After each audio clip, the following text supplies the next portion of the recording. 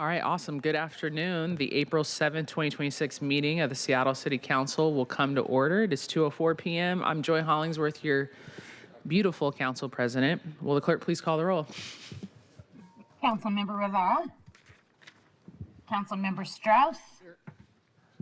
Councilmember Foster. Here.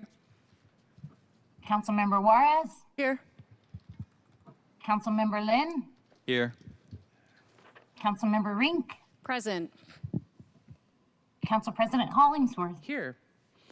6 present. Okay, council member, and for the record, Councilmember Saka and Councilmember Kettle are excused. I was just seeing if you all were paying attention, calling myself beautiful, but who knows? All right, Councilmember Rink has a proclamation for recognizing April 2026 as Sexual Assault Awareness Month for signature and presentation today. Councilmember Rink will share comments, and the floor is yours. Thank you, Council President. Colleagues, I'll keep my remarks brief so we have time to read the proclamation into the record and hear directly from our partners who are here to receive the proclamation today. As chair of the Human Services, Labor, and Economic Development Committee, I have sponsored this proclamation recognizing April as Sexual Assault Awareness Month. Here in Seattle, we stand united to recognize the strength and resilience of survivors. We acknowledge the deep and long-lasting trauma of sexual violence and condemn it in all forms. And in particular, as a survivor myself, it is truly an honor to sponsor this proclamation. Today and every day, we must take steps to believe survivors and honor the advocates and organizations working tirelessly to create a safer community for all of us. And this proclamation is a commitment to challenge the societal attitudes and make meaningful action against the structures that allows rape culture to exist. And with that, I will now read the proclamation into the record. Whereas Sexual Assault Awareness Month was first observed by the United States in April 2001 to raise awareness about sexual assault, ways to prevent sexual violence, and to support survivors, Denim Day was established in April 1999 and recognized this year on April 29th, 2026, to protest global myths around consent and victim blaming, and remains the longest running sexual violence prevention and education campaign in history. And whereas rape is among the most underreported crimes for many reasons, including but not limited to fear of not being believed and being further traumatized by the legal system, additional barriers such as language, immigration status, gender bias, and systemic racism further oppress and silence victims. And whereas sexual violence exists on a continuum of behavior and includes racist, sexist, transphobic, homophobic, ableist, and other hate speech, this ranges from rape jokes and normalized harmful language to hostile verbal harassment, to violent threats and cyberstalking in online spaces, to the non-consensual generation and distribution of digital images. And whereas millions of women, men, children, and people who are gender nonconforming have been sexually assaulted and are too often left with little support and few solutions. Over 81% of women and 43% of men across the United States have reported some form of sexual harassment and/or assault during their lifetime. And girls ages 16 to 19 are 4 times more likely than the general population to experience rape and sexual assault. And whereas we know that transgender women, especially trans women of color, are disproportionately more likely to suffer discrimination, violence, and abuse, and as a city government, we commit to the elimination and prevention of this identity-based hate and fight to change all norms that perpetuate discrimination against genderqueer individuals. And whereas we understand that wartime sexual violence has been used throughout history as a deliberately brutal tactic that often goes unpunished, and when systematically widespread during conflict, is recognized by the United Nations as a crime against humanity and a war crime. And whereas we must publicly recognize the hundreds of reports of sexual violence made by immigrants while being held in immigration and customs detention centers. These reports indicate a systemic pattern of abuse perpetrated by detention officers, guards, and facility staff. And whereas we know that 94% of Native American or Indigenous women living in Seattle have reported that they have been raped or coerced into sex at least once in their lives, and we know there is a crisis of missing and murdered Indigenous women in communities across Washington state. And whereas we acknowledge that homeless and housing insecure women face unique challenges that affect their well-being, health, and families, including being at high risk for sexual assault and exploitation. And whereas we recognize that people with disabilities are sexually assaulted 7 times more often than people without disabilities. And whereas we reject sexual violence in all forms, especially when it targets those who identify as women in the home, on the streets, in the workplace, in media, and online, and support survivors in their recovery. And whereas we know that working together to educate community about sexual violence, supporting survivors when they come forward, speaking out against harmful attitudes and actions, and engaging in best practice sexual violence prevention work helps end sexual violence. And whereas efforts to change belief systems and practices that perpetuate sexual violence, especially in targeted vulnerable populations, require the participation of the entire community.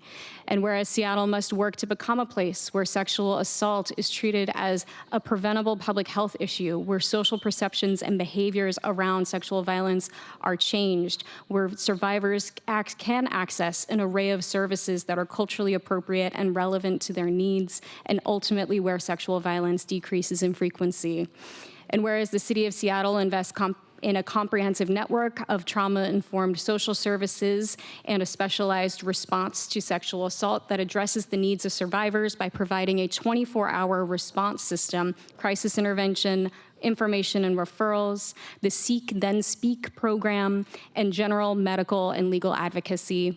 And whereas Seattle, the Seattle region, is home to a strong survivor advocacy network, including but not limited to the Coalition Ending Gender-Based Violence, the Harborview Center for Sexual Assault and Traumatic Stress, King County Sexual Assault Resource Center, and the Washington State Coalition Against Domestic Violence and Sexual Assault, who in February of 2026 announced they will now be serving as Washington State's federally recognized sexual assault coalition. And whereas by working together as a community, we can alleviate the trauma of sexual violence by ensuring all survivors have access to supportive resources, by actively challenging and disrupting harmful attitudes and behaviors that contribute to sexual violence, and by respecting and safeguarding survivors' identities and stories, ensuring that any sharing of lived experiences are respected and centered on survivors' well-being always. And now, therefore, the Mayor and the Seattle City Council do hereby proclaim April 2026 to be Sexual Assault Awareness Month. Thank you.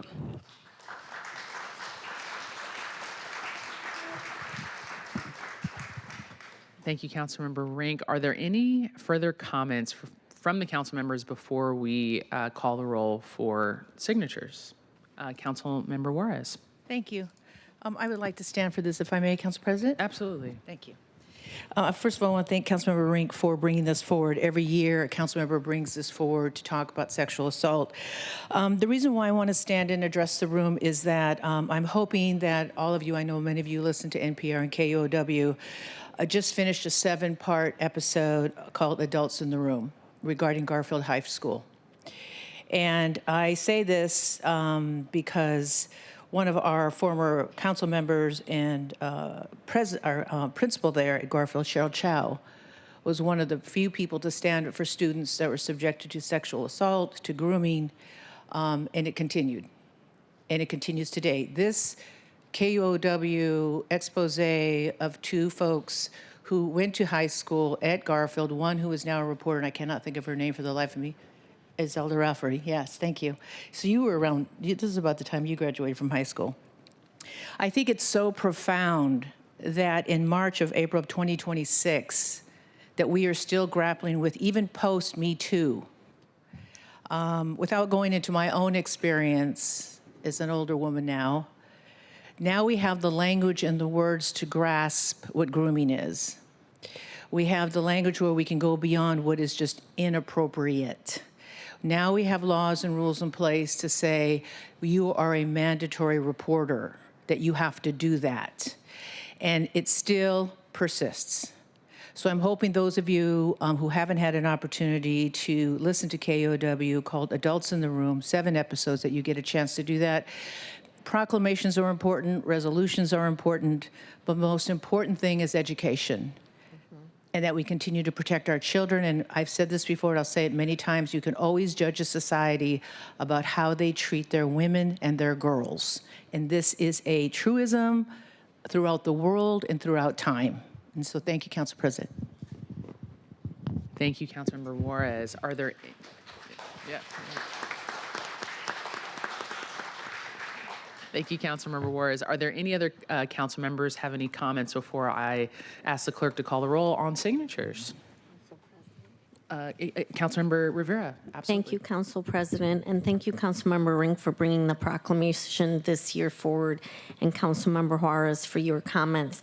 They're hard to follow up, but I did want to just say, I was recently at the Be Loud breakfast, and you know, when it comes to that part of the breakfast where they ask anyone who's been touched by or know someone who's been a victim of sexual assault, please stand. There are very few people in the room that remain sitting to show you the level of how sexual assault impacts women and girls and boys and men in our society. And so I really, to your point, Councilmember Juarez, a resolution, these are just words. Actions mean more. And just, I am grateful as an older woman myself that we do have the laws to hold people accountable who engage in wrong actions. I have 2 daughters myself, and so this is really meaningful to me. And it's not just words for me. This is something that I care deeply about, and that we should be doing more just than words around. And I'm glad that we have the laws now to hold people accountable, and that we can all speak up when we see there's something wrong. Because when I was growing up, if you said anything, nobody either believed you or asked you what you were wearing, or that you asked for it, and it went unaddressed. And this happened also across college campuses in this country, and happens still today. And it's not okay, and we need to do better. So thank you for bringing the resolution as the reminder that we need to continue to do better. This is important. Thank you.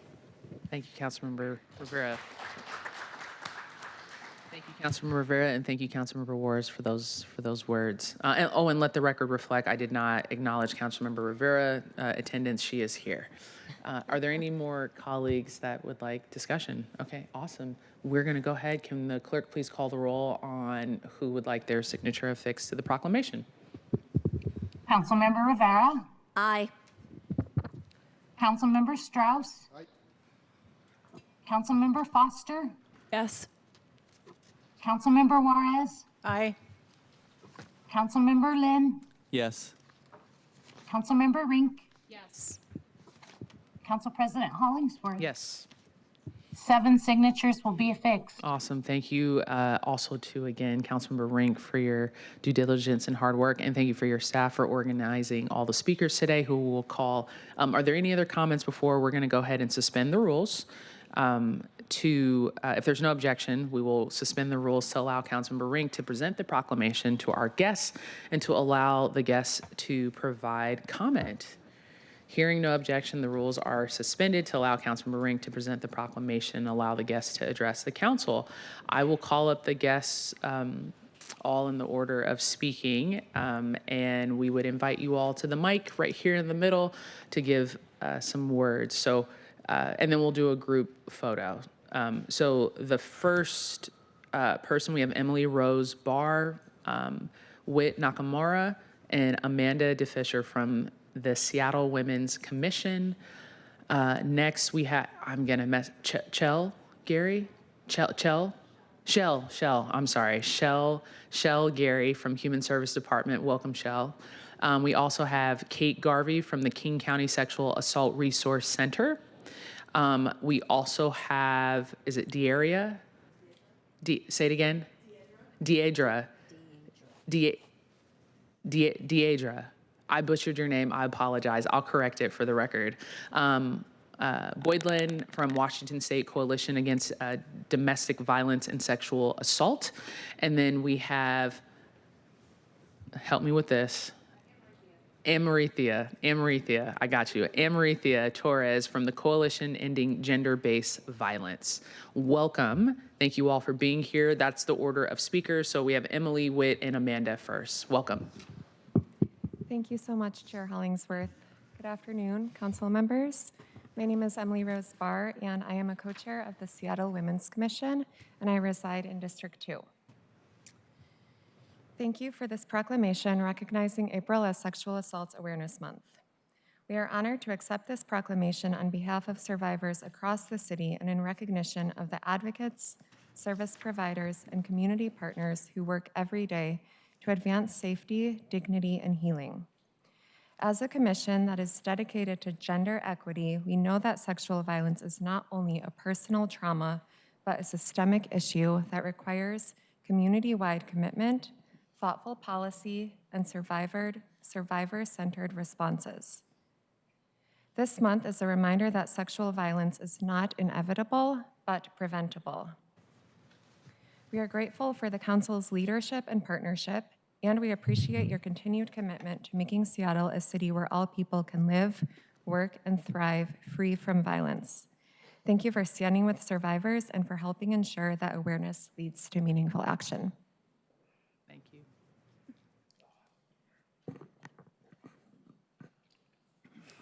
Hi, my name is Whitney Nakamura. I have the privilege of being part of the Seattle Women's Commission.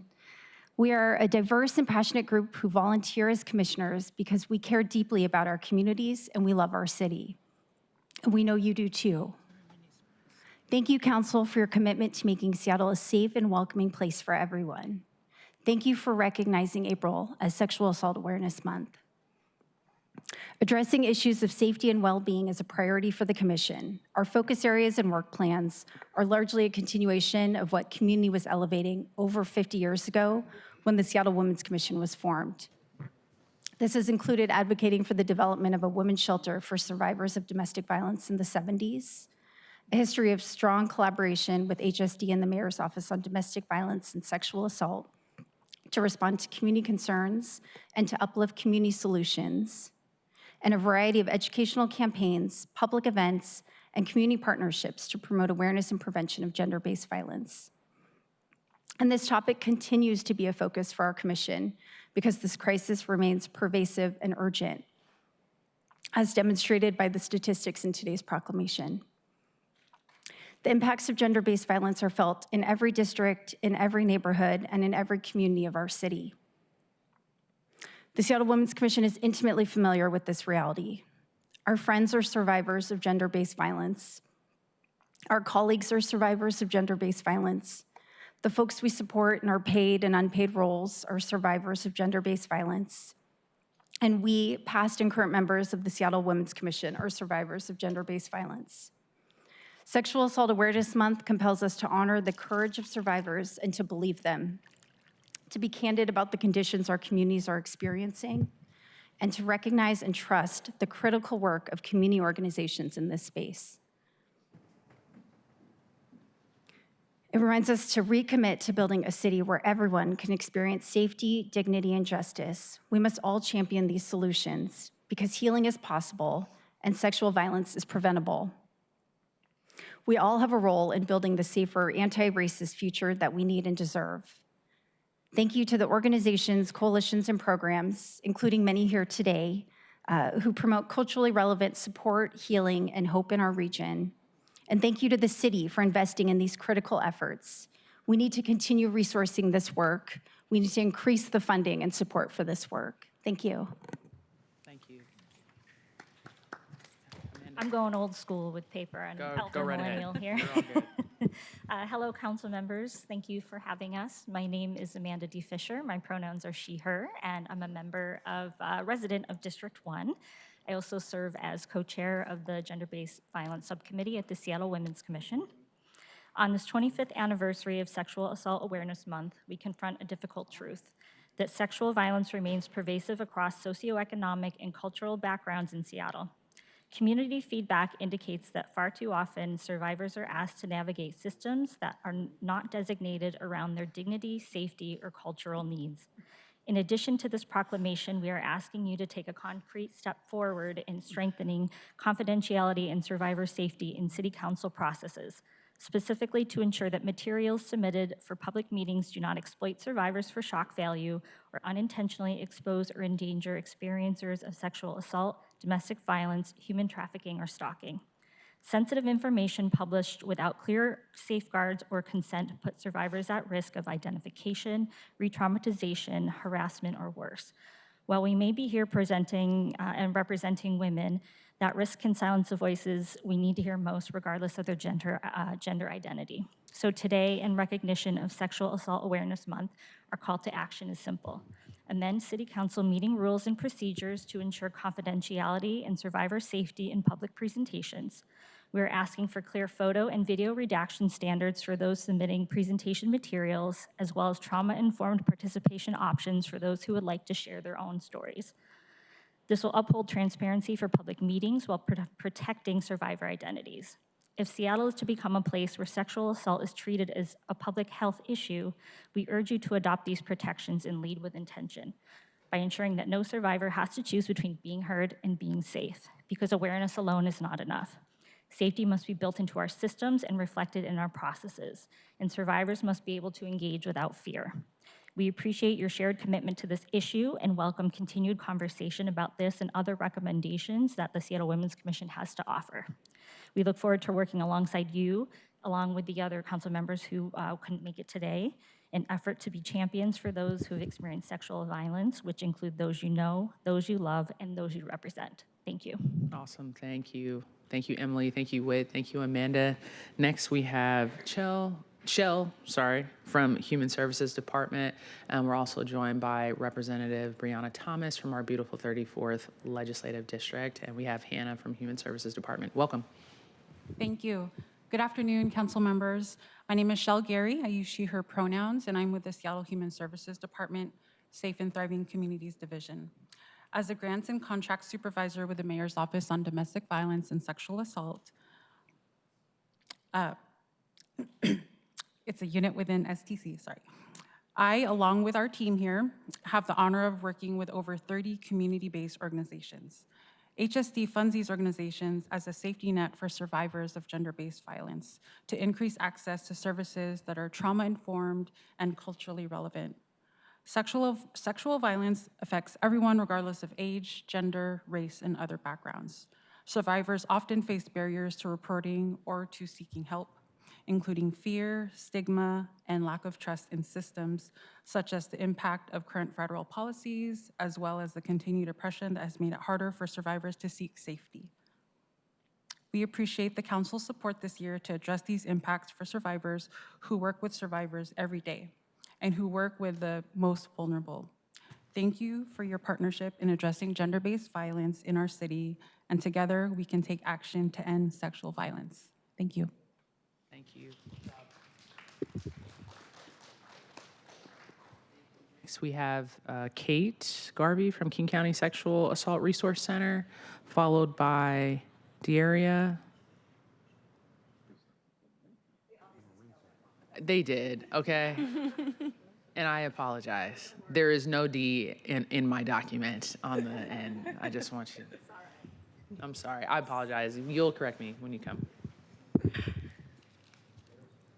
All right. Well, first and foremost, thank you all. My name is Kate Garvey. I'm the CEO of the King County Sexual Assault Resource Center. And I have so many notes here to reference, but I just want to start off with some thank yous because all of you have said something really meaningful today.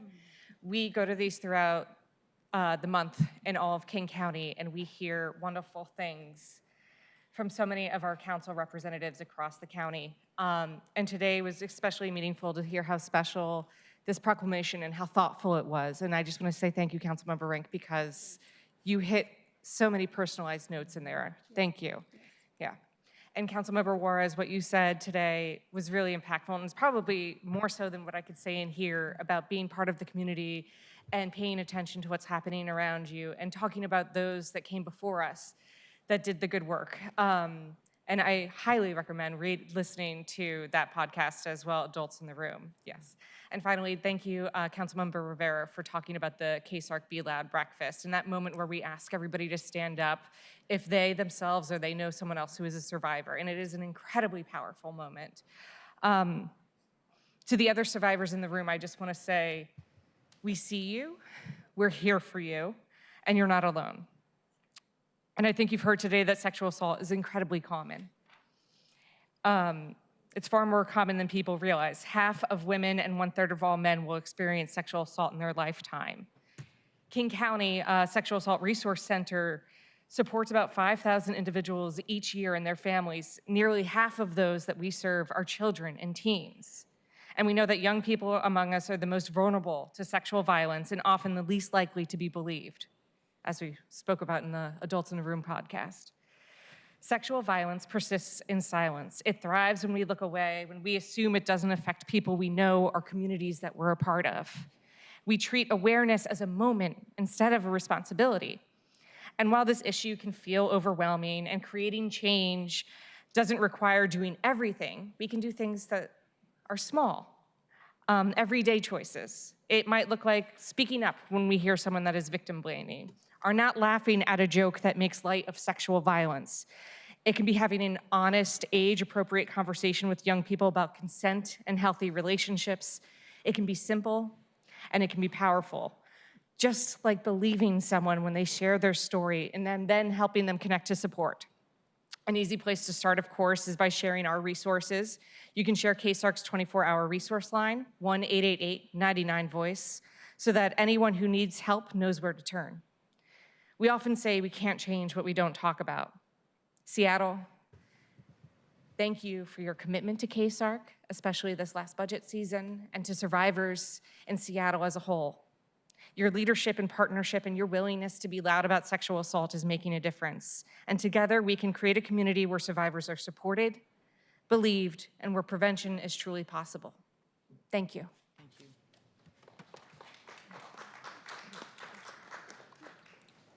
My name's Deidre Boylan. And I'm proud to represent the Washington State Coalition Against Domestic Violence and Sexual Assault.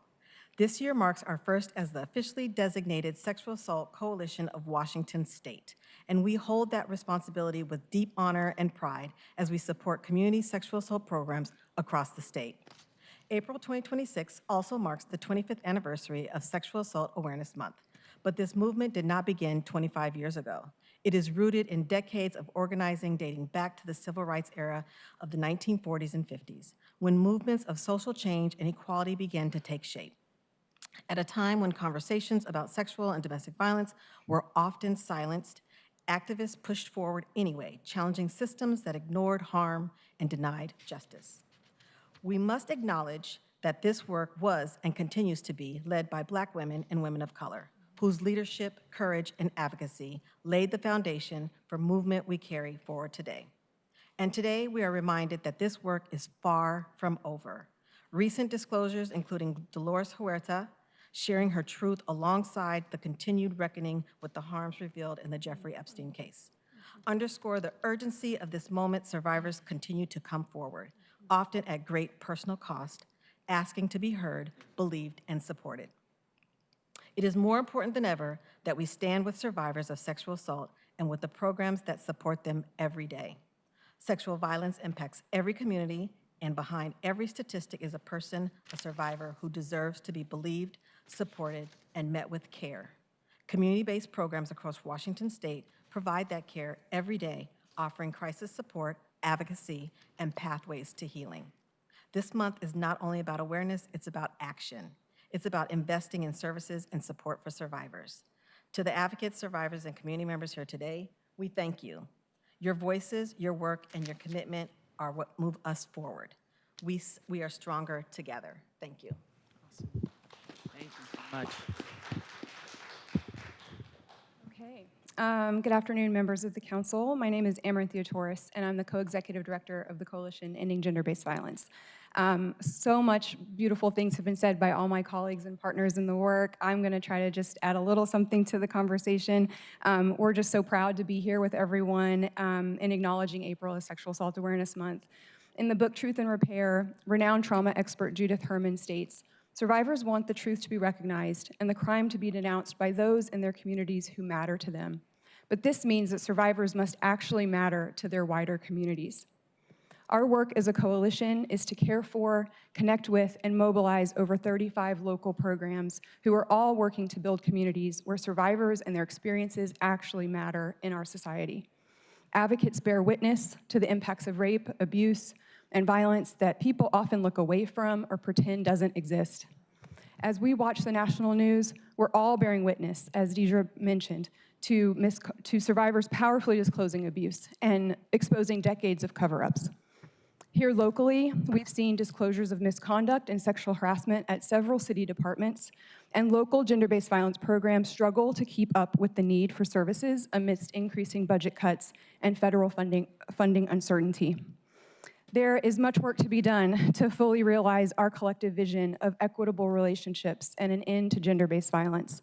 We believe that having strong survivor programs and working in coalition can shift the conditions that allow abuses of power to flourish, and why leadership from our elected leaders, as exhibited here today, is so critical.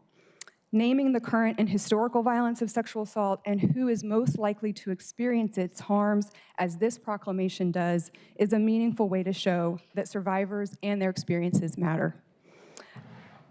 Thank you to Councilmember Rink for this proclamation and the entire City Council, as well as Mayor Wilson, for standing with us today and for making this proclamation a priority. We look forward to continuing the work together. Thank you.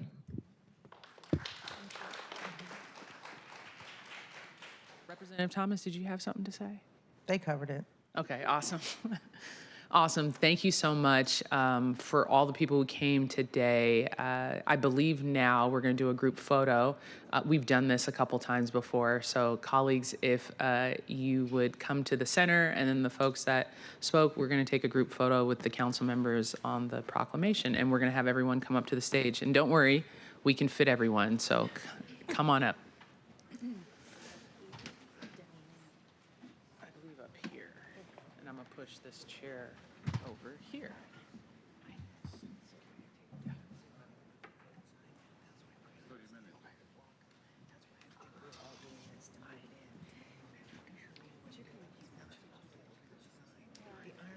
We do now. We do now. We do now. Come on in. Here, I'll stand in person.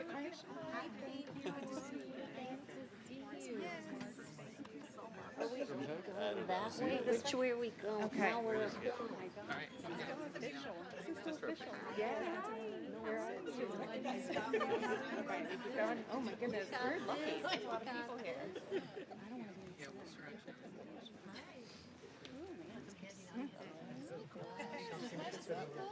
I guess we do, yeah.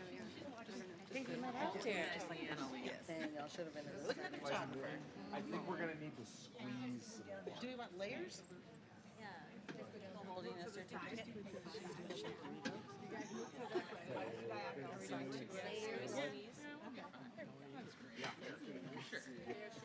Okay, you're a little guy.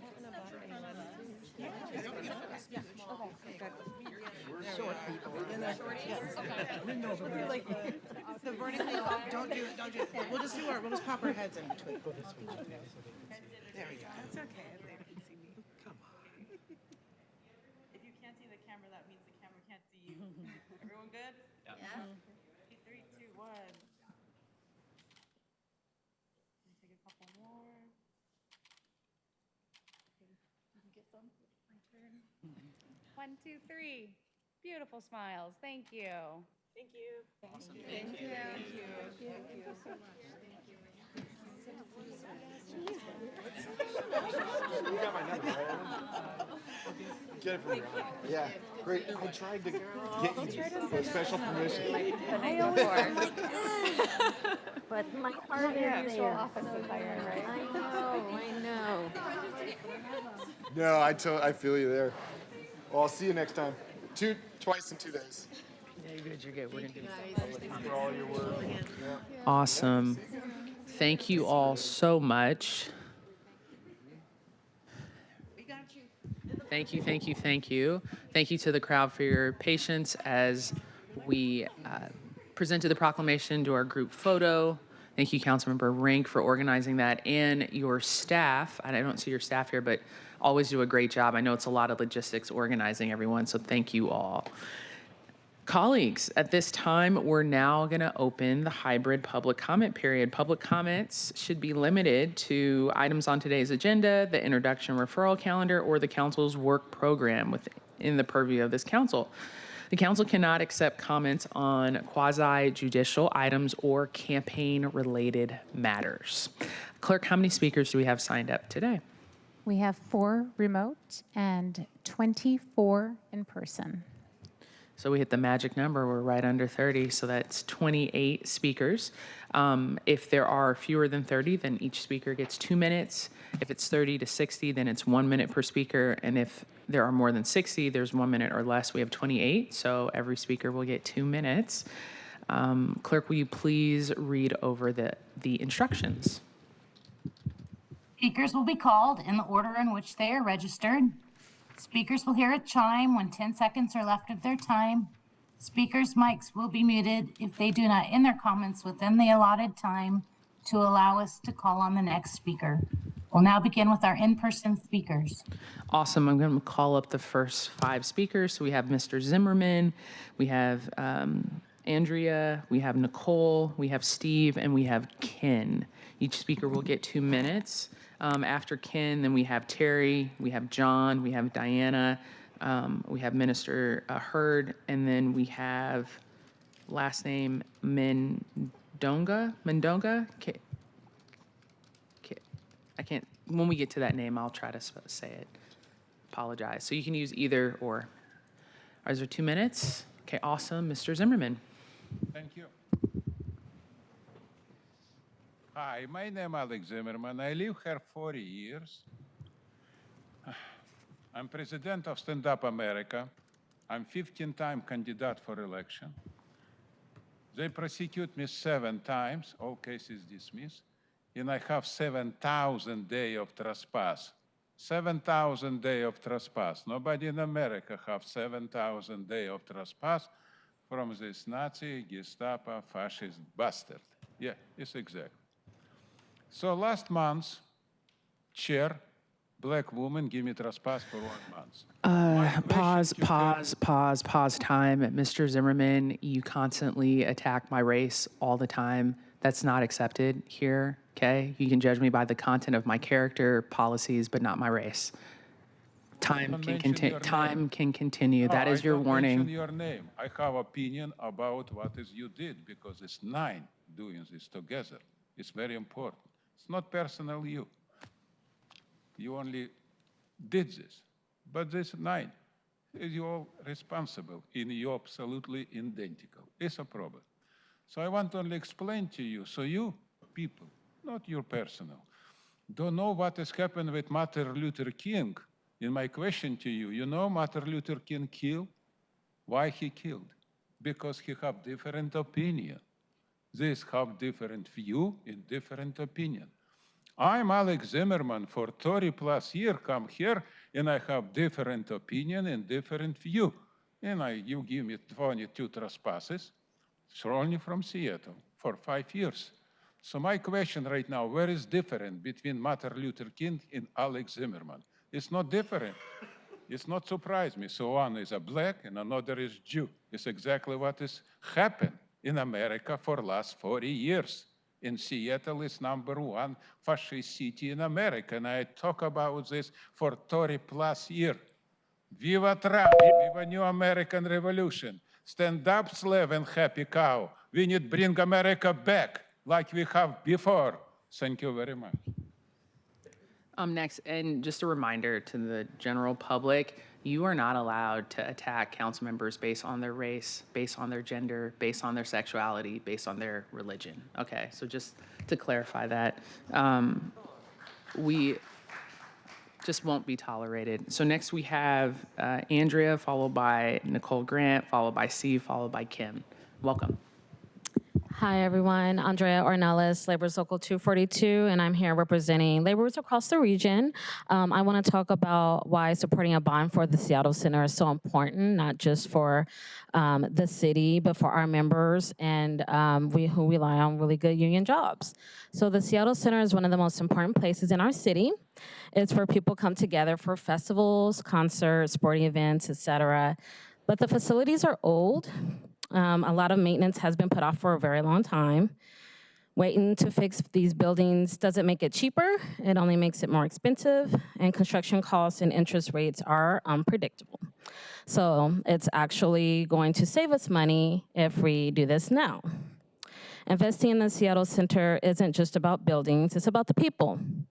Repairing and upgrades create good family-wage union jobs right away, which our members need during these tough times.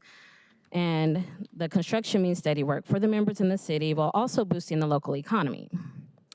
More people visiting the Seattle Center means more revenue for nearby businesses. This bond would also make the center safer and more accessible for everyone, especially underserved communities. Improvements now mean people can enjoy these public spaces without disruptions from crumbling infrastructure.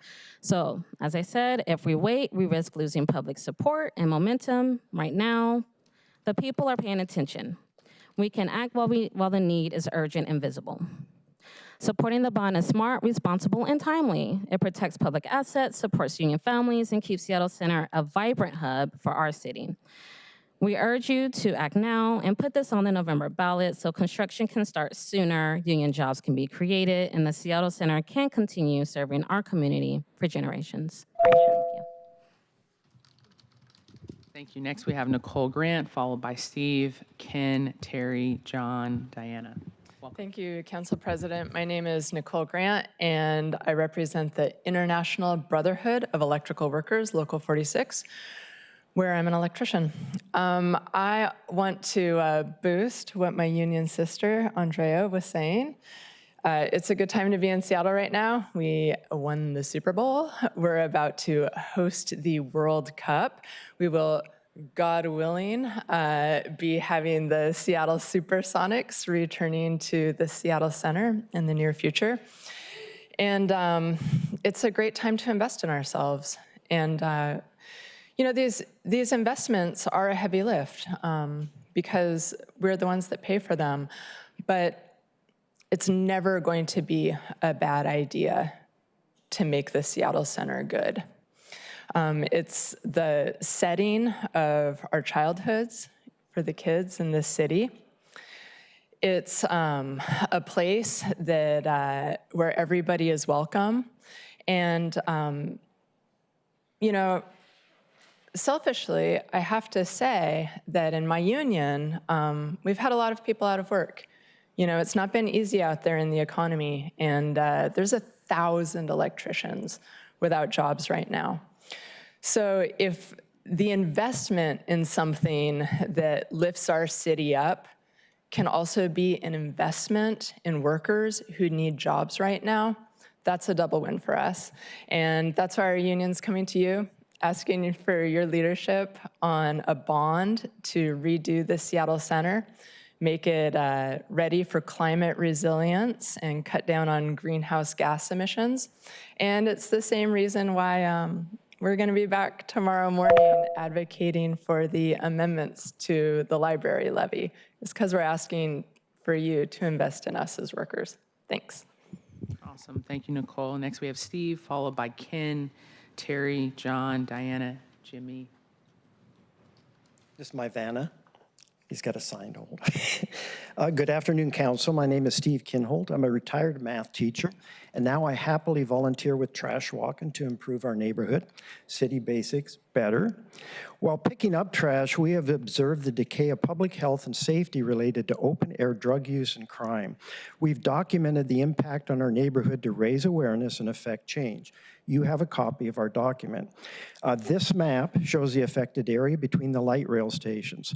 This is Seattle's only neighborhood that is walking distance to L1 and L2. It has so much potential. But this neighborhood is at a breaking point. Each red dot represents a small family business, nonprofit, school, church, or resident who has been impacted. There are well over 200 unhoused in this mapped area. The total financial impact for just these 34 over the last 2 to 3 years in arson, theft, and property damage is $2.35 million or $80K per property. Just as important is the impact on public safety and health for their customers, staff, students, and congregations. For decades, Mount Baker was a vibrant hub of commerce and community service. We are now left with vacant lots, closed businesses, an unsafe environment that deters future growth and investment. This photo, one of many in your packet, it shows a Seattle Greenway, a school zone with an elementary and girls' middle school right across the street.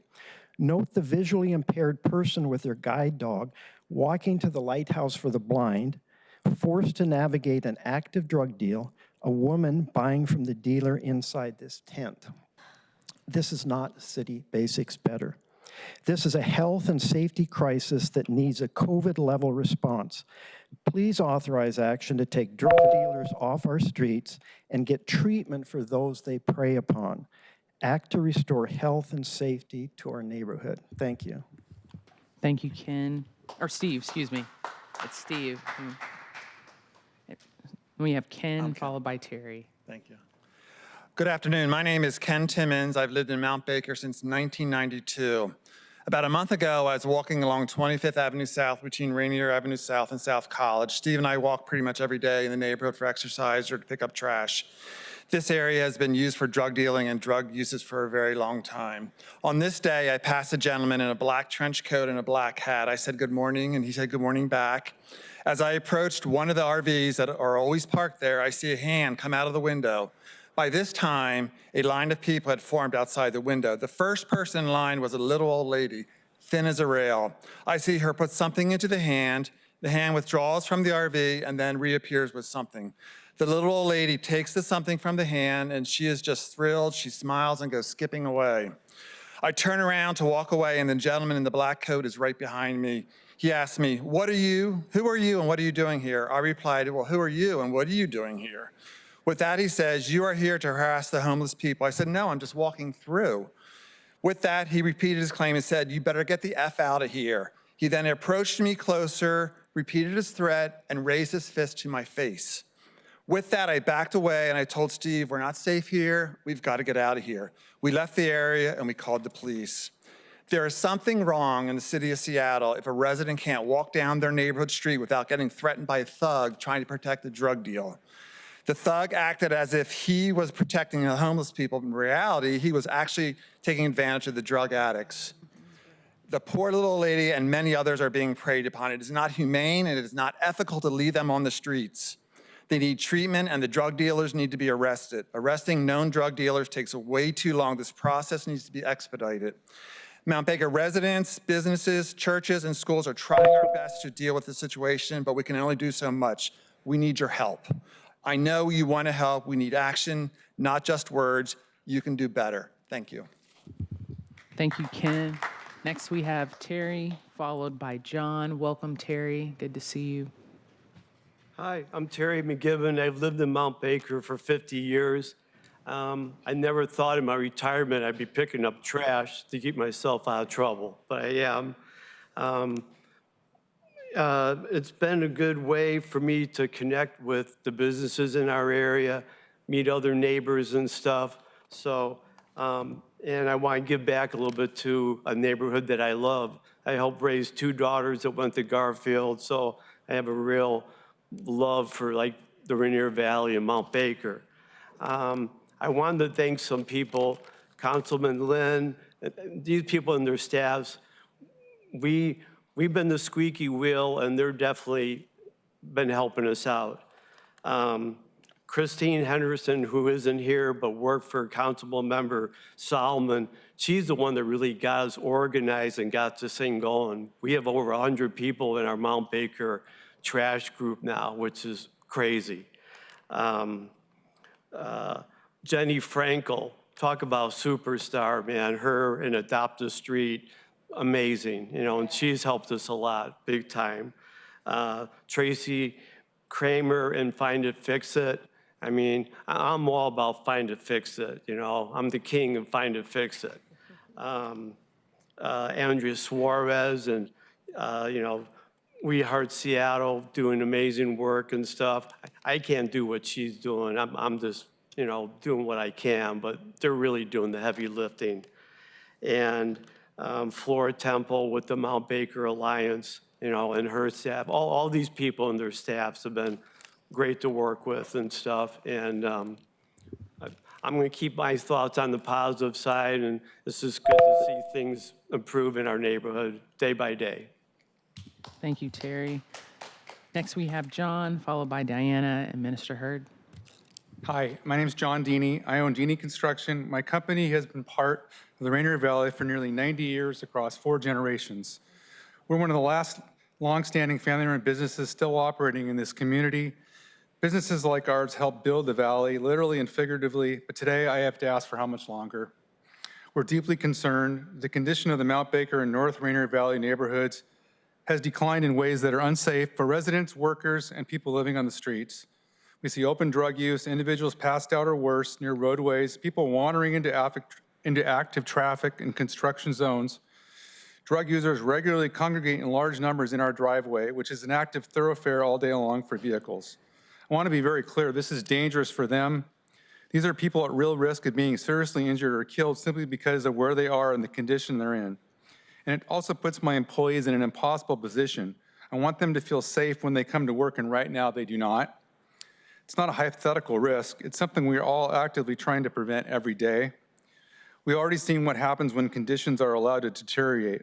Longstanding businesses like Mutual Fish and Borrachini's Bakery have been forced to close. These are places that defined this community.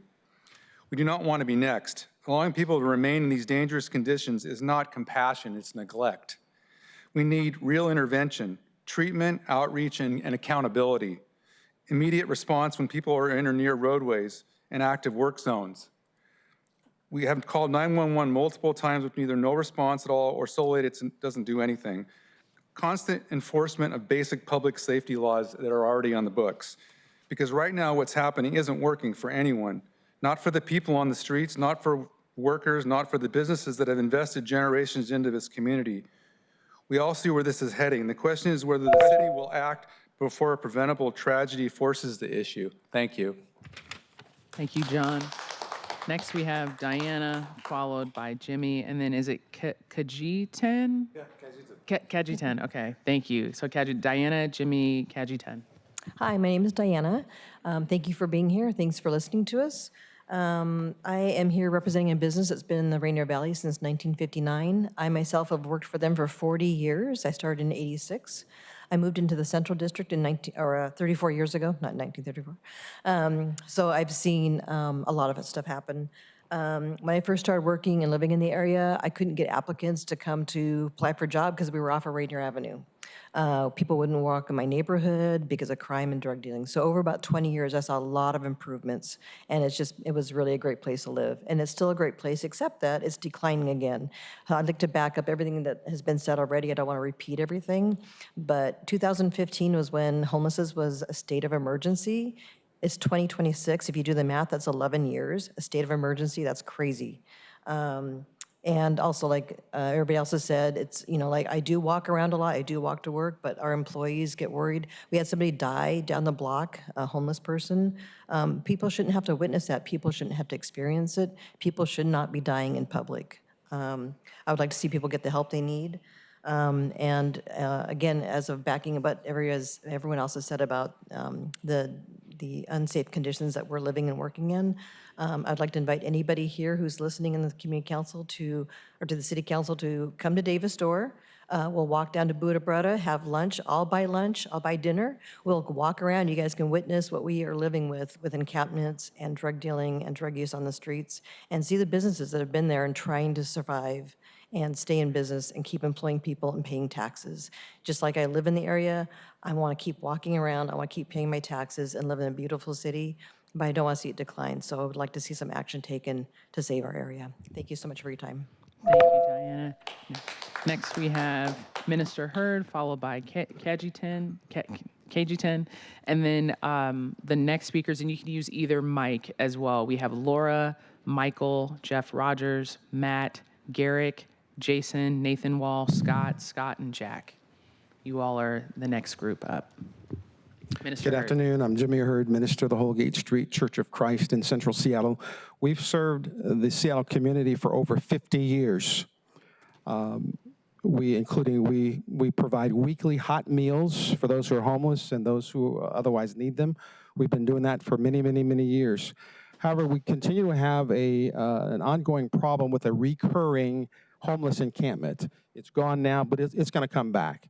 And I'm asking your help with that, and also for the lack of police presence in our area. We've been victims of theft, harassment, and vandalism. I personally have been threatened by a resident of this homeless community. We've suffered property loss. We've had over $100,000 of damage to our air conditioning units, people trying to get the copper out. We had a rental home that we were renting out to a low-income person. We had a homeless person break in, start a fire. There's no fireplace in there. Start a fire in the living room, burn the house down. The house was a 1917 historic home. It was valued over $500,000. And we continue to experience $30,000 per year of lost revenue because it's just a vacant lot now. I have 3 recommendations. Number 1, we need help preventing the return of this encampment. And it just takes one thing, because what happens is one person will pitch a tent. Within 24 hours, there's 10 tents up. So if we can have some intervention with the first person that pitches their tent, let them know they're not allowed to camp here, that will prevent it. In addition, we now have a vacant lot. We're welcome to partner with the city on a housing project. We need some help there. And then if we could increase the neighborhood patrols, that would be a great help. Thank you. Thank you, Minister Hurd. KG10, and then Laura, Michael, Jeff, Matt. Good afternoon, council members. I'm owner of Saffron Spice, right on Holgate and Rainier Avenue South. I have been running this small business since 2012. I want to just highlight how bad the situation has become since after the pandemic and due to the homelessness and the drug use in the neighborhood. Right next to my place, the city opened up a brand new Hobson Place to help support the homeless population. However, the residents of Hobson Place are constantly creating a hazard by throwing used needles all over the area and on my roof and in front of the stores. Last year, a couple of people even tried to burn my building down.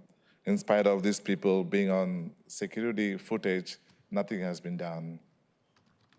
There was no consequences to them. I was stuck with the additional cost of trying to rebuild the storefront and the roof that was damaged by the fire. If the fire department wasn't on time, I would have lost the whole building. Not to mention the loss of revenue when I was close to make the repairs. On a regular basis, every day my trucks have been broken down, generators have been stolen. That's the number one thing they need, to get electricity when they are out on the street. And so windshield been smashed, and stealing whatever they can find in the fenced area. They stole my van twice, so I had to additional cost to get it back from a towing company. And, I like this neighborhood. It's been a good neighborhood, close to the city. And I want some help from the city council just to, more patrolling, maybe even there's no toilet, so they do it all over the neighborhood. It's just kind of sad.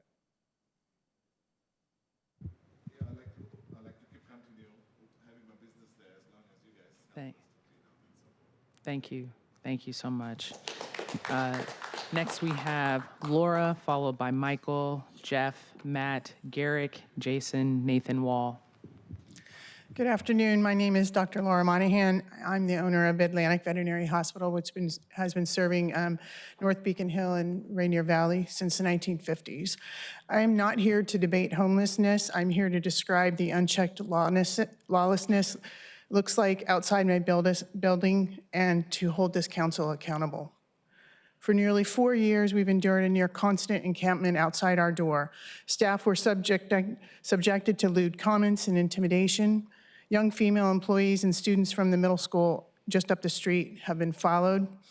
We witnessed daily drug deals right outside our gate, people incapacitated by fentanyl in our driveway, weapons, and individuals naked and in crisis in our parking lot. Last summer, someone nearly burned my building down. I had just happened to arrive at 6:30 a.m. to find an active fire 4 feet from my oxygen tanks. Oxygen is very combustible. 5 minutes later, the building would have been on fire. Patients, business, firefighters' lives were at stake. I called the fire department twice for campfires under Wynn Pharmacy, which is one of our neighbors' roof. We gave the city footage of the arsonists who burned down the fruit stand just across the street from us. We've breathed toxic smoke from our HVAC from campfires burning trash right on our sidewalk. Our fence was cut, our roof was broken through, our lot has been breached, and items have been stolen. We called the Seattle police repeatedly. Nothing happens. During these past 4 years, stripped vans and RVs leaking human waste and spewing trash sat right outside our business while the city ignored its own codes, yet threatened to fine us if we didn't clean the city-owned alley behind us. We removed 2,000 pounds of trash at our own expense.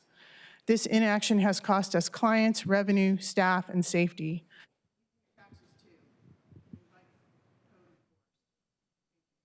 Thank you, Laura. Next, we have Michael, followed by Jeff Rogers, Matt, Garrick, Jason, Nathan Wall, Scott, there's Scott Buzzard, and Scott Schuler, and then Jack. Hello. Hi. I'm Michael Thornton, a Mount Baker resident, business owner, nonprofit director, and board member of a mutual aid organization where I'm directly involved in providing services. You've received narratives from many of us here today, including mine. I want to focus on the system level issues driving what you're hearing and how to fix them. Right now, the system is structured in a way that constantly destabilizes transitional programs. 30 years in, and providers are still spending time searching for their next site. That instability undermines people's ability to rebuild. There's fundamentally a planning problem.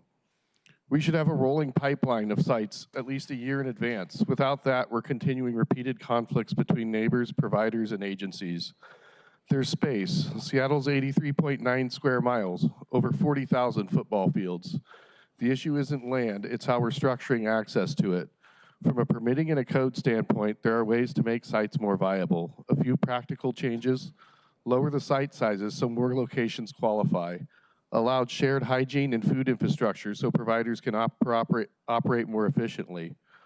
Offer incentives to private landowners in exchange for master leases held by the city for landowners. Create a permit-in-place option for encampments that are already near compliance. Set clear standards that allow sites to stabilize where they are when appropriate. And create a pathway to use vacant development sites during permitting or construction delays, paired with incentives like expedited permitting when projects resumed, fee reductions, and liability coverage. These are solvable operational problems. I'd be interested in continuing this conversation with anyone working on implementation. Thank you. Thank you, Michael. Next, we have Jeff Rogers, followed by Matt. Then we have Garrick, Jason, Nathan. Hi, Jeff. Hello. My name is Jeff Rogers, and I just want to thank the council, first of all, for the work you do. I know you put a ton in, and we're privileged just to even be here to have a venue to speak. So thank you. I'm a business owner in the area. My context for Seattle, I'm a 5-generation Seattle person. My mom was Miss Ballard in the Seafair Parade. My dad was an Olympic athlete from the UW. He owned a business just up the street. So I love Seattle, and I fight for Seattle. And Joy knows this. I started a prayer group that's prayed for you all by name for 300 weeks in a row that meets at Westlake Center and walks the area, and then we go back to our business. I represent a group called Kairos, which has about 9,000 business people in it in the Pacific Northwest. So it's a pretty good constituency, all volunteer. It's women, men, different ages, different backgrounds, but we come together to learn how to engage the city. So I just am actually volunteering to any council person that would want to meet with me or a group of business people to say, we want to partner with you and partner with the city. The city is worth fighting for. And I defend her, I defend you because I pray for you every week. It's like finally I get to actually see the faces. So I just want to thank you for your good work. We're in for the long game, not the short one, for the betterment of the city. So thank you for what you do. And again, I'm happy to meet with anybody. Thank you. Awesome. Thank you, Jeff. Thank you for the prayers. Matt, my man, you're up next. We need all the prayers we can get. No, just one. Matt, Garrick, Jason, Nathan. Hello, my name is Matt Brolite. I also just want to say how grateful I am for each of you.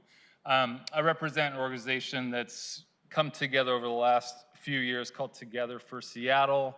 This is thousands of people within the faith communities of Seattle that are trying to build bridges, not walls.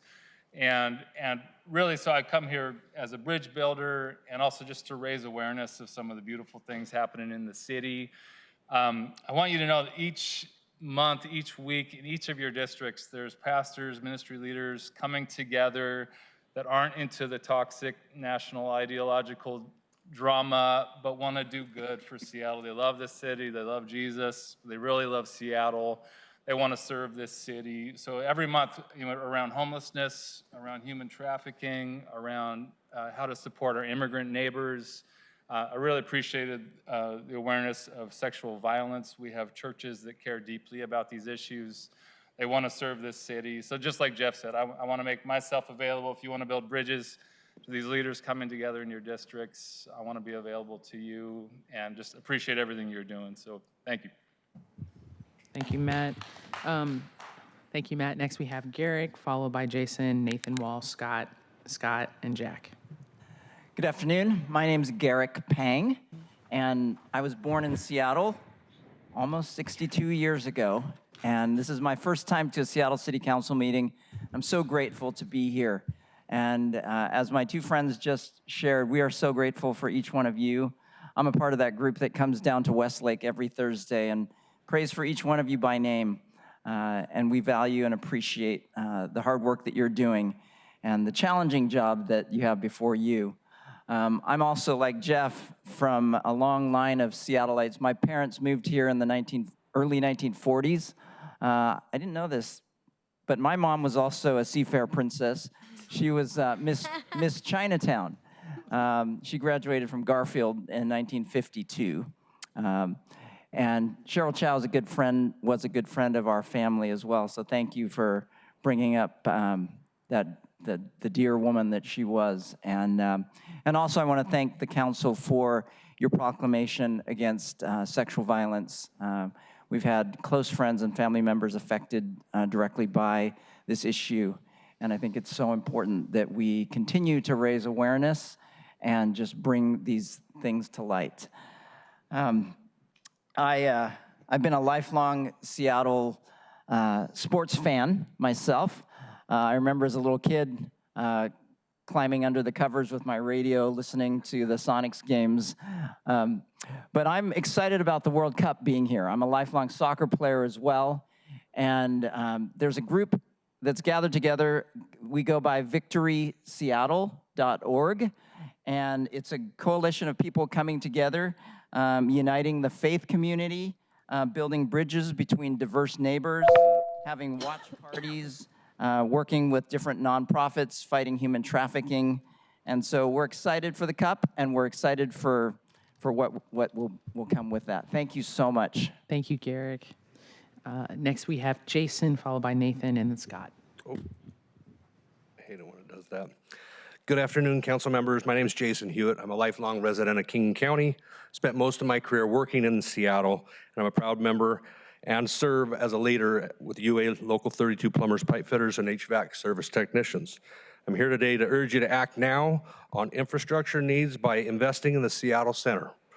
We need to address aging facilities and put some icing on the cake to go with the return of an MBA to Seattle. I have been going to the Seattle Center since I was a kid and have a lot of fond memories. It's a place that brings people together and drives our local economy through events, tourism, and small business activity. But like me, a 25-year pipe fitter, it's showing its age. Act now so you can provide our future children similar memories. Waiting only makes things worse. Deferred maintenance does not get cheaper. Construction costs and interest rates are unpredictable, and delays today will mean higher costs tomorrow. Investing now allows us to improve safety, accessibility, and community use. It also keeps skilled workers on the job and supports apprenticeship programs that train for the next generation. With the economy in a slump, many of our members are ready to go to work right now. Putting this on the November ballot means these projects can start sooner and support family wage union jobs here at home. This is the right time to invest in our infrastructure, our workforce, and our future. I urge you to act now. Thank you. Awesome. Thank you, Jason. Next, we have Nathan Wall, followed by Scott Buzzard, then Scott Schuler, and then Jack. Okay, thank you. First, I just want to reiterate my call for Mayor Katie Wilson to follow through on her campaign promises and turn off the cameras. This is not a good time to increase surveillance under the Trump administration. I also want to reiterate I don't trust the Seattle Police Department to comply in good faith with the Keep Washington Working Act, with our professionalism standards, or with the recently passed bills by the Seattle City Council, which have been pretty good. I just don't trust the Seattle Police Department to comply with it. So how do we get them to do that as a city? How do we make sure that officers comply with these rules? You know, I understand that it's probably not constitutional to say that we can just fire officers for their political beliefs, but there has to be some way that we can hold them accountable for what they're doing and what they're saying. They have body cameras. I just feel like this is something that we need to be more concerned about, especially with the World Cup coming up. We need to expect that ICE could come to Seattle in large numbers during the World Cup, and that's something that we need to prepare for. So I guess this might not be super popular to say, but I'm not terribly excited for the World Cup. And with everything going on in the country right now, I think that folks should not be coming to this country. I think we should be experiencing boycotts, and I think that the World Cup should be boycotted by people. So that's my personal opinion. I don't think this is going to be very popular here, but either way, we need to prepare for it. So fuck ICE. Thank you, Nathan. Next, we have Scott Buzzard, followed by Scott Schuler, and then Jack. Hey, Scott. Hi, I'm Scott Buzzard. I'm a member of the American Party of Labor. Today I'm here yet again to demand that the City Council take an affirmative action against increasing surveillance and to cut ties with the Axon company that supplies these cameras. Why do I ask this? Because these cameras, this technology is a tool of genocide. These cameras contribute to the death of thousands of children and families through the daddy's home tactic used by the Israeli military to kill Palestinian men as they approach their family homes. Why should you as City Council care? Because if you truly represented the interest of the people, as all of you, including Katie Wilson, claim you do, you would understand the people's concerns with this very same technology being used in our city. You would understand their concerns with your lack of tangible measure taken against privatized surveillance. Additionally, these cameras have been proven to be used by ICE and the DHS in the illegal kidnapping of immigrant communities across the country. As a university student, I can firsthand attest to my faculty and friends being detained, and how this technology might have been used to do so makes me sick. No person in this city should have to live in fear that these cameras will be used to harass, kidnap, and maim our working class communities. An increase in these surveillance investments to combat potential terrorism, as Robert Kettle stated earlier this week, is another excuse made by bureaucrats regularly to justify militarism and security expansion. We see it now with the media's rhetoric of Iran's economic terrorism, justifying the full-scale invasion of a country for capital gain. We see it with the Great War on Terror justifying yet another invasion for capital. Kettle's lapdog mentality is symptomatic of the Democratic Party and you, Seattle City Council as a whole, where weak spines prevail over the interests of those who put you in these seats. We must remove these security systems by any means necessary in order to protect the working class. We must remove these security systems whose only benefit is to line the pockets of a few while the masses suffer under state violence. Long live the working class. Thank you, Scott. Next, we have Scott Schuler, followed by Jack. Did I say your name right, your last name right? Skylar. Skylar. I'm Yep. so sorry. No worries. That's my bad. Nobody gets it right. No, you're good. Welcome, Scott. Thank you. It's an honor to be here. Good afternoon, everyone. My name is Scott Schuyler. I'm a member of the Upper Skagit Indian Tribe and elder, and I'm also the policy rep for the tribe. I'd like to talk a little bit about the Seattle City Light negotiated settlement, which we're in support of, and we hope that the City Council seeks to approve this today, and looking forward to implementation. But the Upper Skagit people, our people line the Skagit River from Mount Vernon upstream to the Seattle City Light project area. What does the Seattle City Light negotiated settlement mean to us? Well, it's gone on for the last 8 years, but in reality, it's taken over 100 years for the settlement to come to fruition. Everything that happened since 1921, when the dams were first built, had to happen to get us to this point in time. Everything needed to occur to make this settlement possible. And so, if we do move into implementation of the settlement, what it means to the Upper Skagit people, it gives back our identity, restores our culture.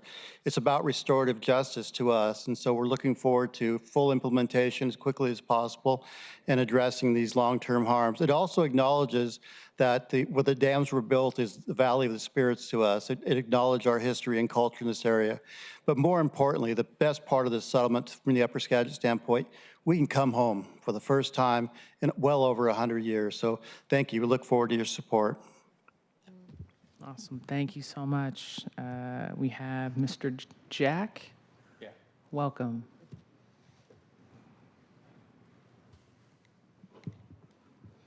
Honorable council members, the city of Seattle blocked the Skagit River to salmon over a century ago. Even then in 1919, state law prohibited blockage of salmon-bearing streams. City Light's founding father, J.D. Ross, knew it was prohibited, but did it anyway. But our people, within whose territory your hydroelectric facilities are located, were not consulted. However, like Seattle, we've been gathering power for 100 years. We now know, as does the state of Washington, from what's called the Culverts case, that our treaties have power. Okay? The Skagit River of the Cascade Mountains, that's our Black Hills. Okay? It's the Amazon of the Pacific Northwest, and we will not stop fighting for its protection because, like the salmon, water is sacred. Downstream from your dams, Puget Sound Energy have fish passage, which brought salmon in the Baker River from near extinction to 92,000 salmon last year. In the Skagit River, there's 3 species of salmon on the threatened or endangered species list right now. And the agreement before you, if fulfilled in good faith, will make things right for the next 50 years, and we will help you make a success of it. Thank you. Oh, because this is going to involve some construction, I have something I want you to build, because remember, there's 1% for art. Thank you. Thank you, Mr. Jack. You saying the hills are our Amazon here in the Pacific Northwest got me, really got me right there. Thank you. Next we have Billy. Welcome, Billy. Billy's a great baseball player. I just want to throw that out there. Then we have Gabriel, Yvette, and Rachel Snell. I'm going to kill my baseball reference here in a second. Afternoon, Council President, which sounds good, and rest of the full council. My name is Billy Hetherington, and I don't know, I was kidding myself, but I look more like a leadoff hitter than a cleanup hitter today. So I I don't want to repeat a lot of stuff that my brothers and sisters said earlier, but I'm here today in strongly support of bringing forward a Seattle Center bond initiative this November that will align with the resolution you're going to speak to today, 32198. Let's bring our Sonics back, right? And let's bring our Sonics back to an area, to a Seattle Center campus that is going to be world-class, right? I think we're in our third iteration of where we're at with Climate Pledge Arena. We're building a second memorial stadium already, but we have the bones of the Seattle Center that is now 64 years old, right? It's not just about bringing construction jobs to do the work there. It's about the employees that work there currently. You know, there's a lot of represented folks there, stagehands, musicians, maintenance workers, folks that work at the armory, that those numbers and the revenue coming in there are dwindling because the Seattle Center, with that aging infrastructure, has to compete with all the different new arenas in our area, all the new parks and all the new event spaces that have been put in place since the 60s when the Seattle Center was originally built. We need Seattle to compete. If we add the Sonics, I just did a little research while I was sitting back trying to wait to be the cleanup hitter here, and know that once we add the Sonics, Climate Pledge Arena is going to be top 5 in the world as far as events coming to Seattle. Madison Square Garden, a couple other ones, but we're going to have over 250 events every single year right there at Climate Pledge Arena, and we need to bring those folks from around the world to a world-class facility. So, you know, please work with the 7th floor and try to figure out a way to get this pushed forward into November and get it on the ballot for the voters. Strike while the iron's hot. Thank you. Thank you, Billy. Next, we have Gabriel, followed by Yvette and Rachel, and then we'll switch to our online speakers. Howdy, folks. My name is Gabriel Diaz. Firstly, I cannot start with, in good conscience without asking folks to say a prayer for the people of Iran after our president has threatened genocide against the Iranian people. Now, many of the council members in the DS have spoken out against ICE. That is something I'm very excited to see. I am proud of that. Some of the biggest reasons we've spoken out against ICE is unaccountable, dangerous, has injured and hurt people, and can get away with it whatever they want because they have the political power behind them. My question is, how can we in good conscience give those arguments about ICE, but not say that back about SPD? Y'all, I'm sure all of you saw this image. This is the image of someone being pepper sprayed while on the ground, 2 women being pepper sprayed while on the ground. We talk about unaccountability of ICE, but I'm going to share 2 facts that surprise absolutely nobody that was there that day. 1, OPA found no wrongdoing for the officer who was spraying the person on the ground. They will not receive disciplinary action. And 2, his body cam was off. We have so many people on this, but we have so many people who had around the area who had their body cams on, but surprisingly, this officer's was off. I mean, he's not the only one. Officer Callie Heinzman was accused of punching protesters in the head while they were on the ground, hands restrained, also no body cam on. There is a constant history, looking back through history, of police either turning off their body cams or not turning them on during moments when they want to get rough with people. Another case was investigated by OPA was when an officer shot somebody during the Cal Anderson protests in the back with a less lethal weapon. While he was shot in the back, he was given no disciplinary action for shooting him in the back, he was only given a supervisor warning, I forget the official phrases, but he was given a stern talking to for not warning him he was going to shoot him in the back, or shooting him in the back while he was running away, not committing a crime.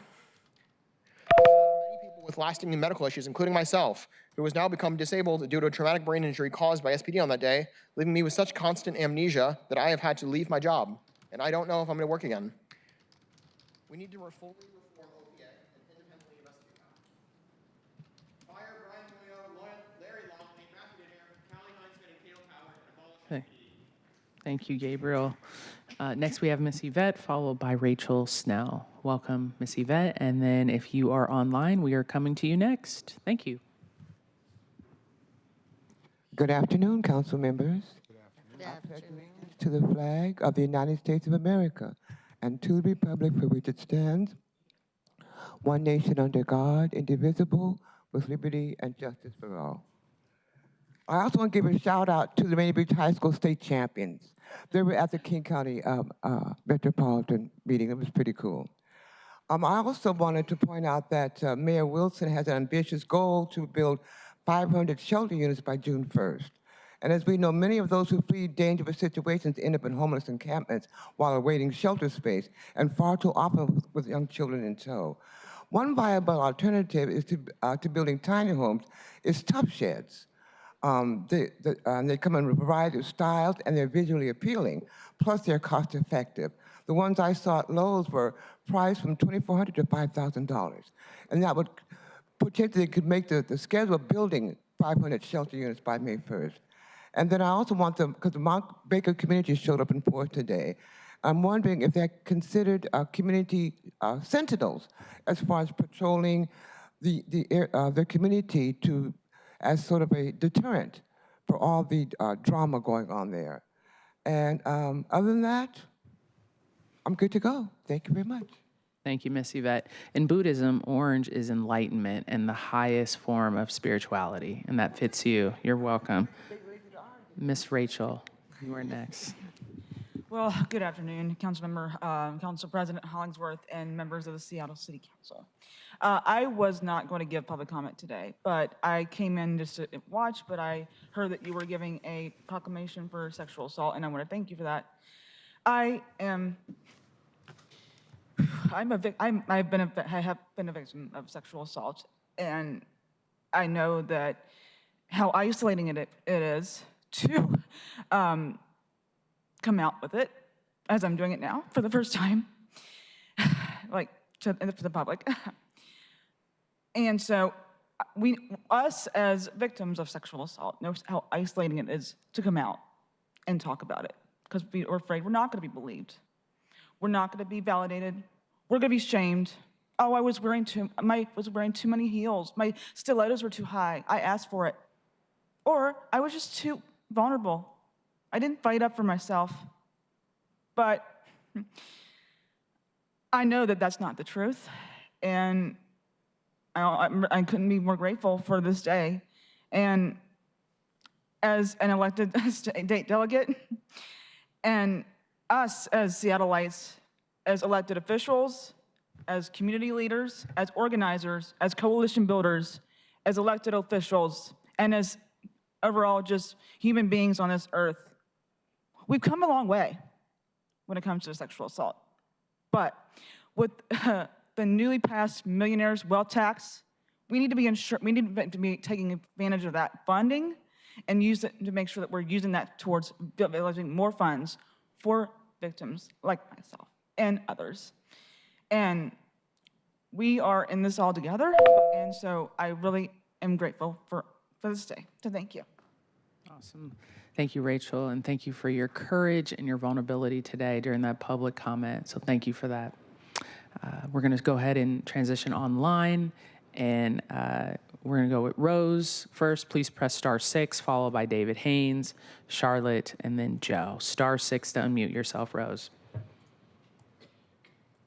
Hello, City Council. Thank you for letting me chat today with y'all. Last week, I was very thankful to have the City Council bring out the Trans Day of Proclamation, the proclamation for the Trans Day of Visibility. And that was very good, very helpful. However, we are seeing in the world that words are doing so much, but we need to make sure we are doing action. The proclamation today about sexual assault survivors is also helpful. That is something that, as a trans person, that is something that's endemic in our community. A lot of us experience sexual assault. It is something that we are very common with, unfortunately. As we are looking for things to be doing in the future, we have to be not just doing what little piecemeal things here, little by little. We also have to be working as quickly as we can to address the problems. There are real problems that are going to need immediate action. I don't know if you all are aware of this. We have 8 days before the stockpile of gas runs out in the U.S. It is imperative that we as a city, that all the city council members and the mayor and everyone get together to try and work on that, to try and see what we can do to get ahead of this, because we are reaching a situation that people are comparing to the beginning of COVID. We are having things, an entirely new world shown before us, and if we do not get ahead of it, it's going to swamp us. For the trans community, we experienced this too. Right after the Trans Day of Visibility proclamation, Idaho passed the bathroom ban bill, and we need the help of the city council members and the mayor to get ahead of this and help with everyone. politics as usual is unfortunately not enough anymore. We're going to have to work at a quicker pace than we're used to, because if we don't, there are going to be really devastating consequences. I encourage you all to work with us, and please, there's a lot of work to do, but we need to do it.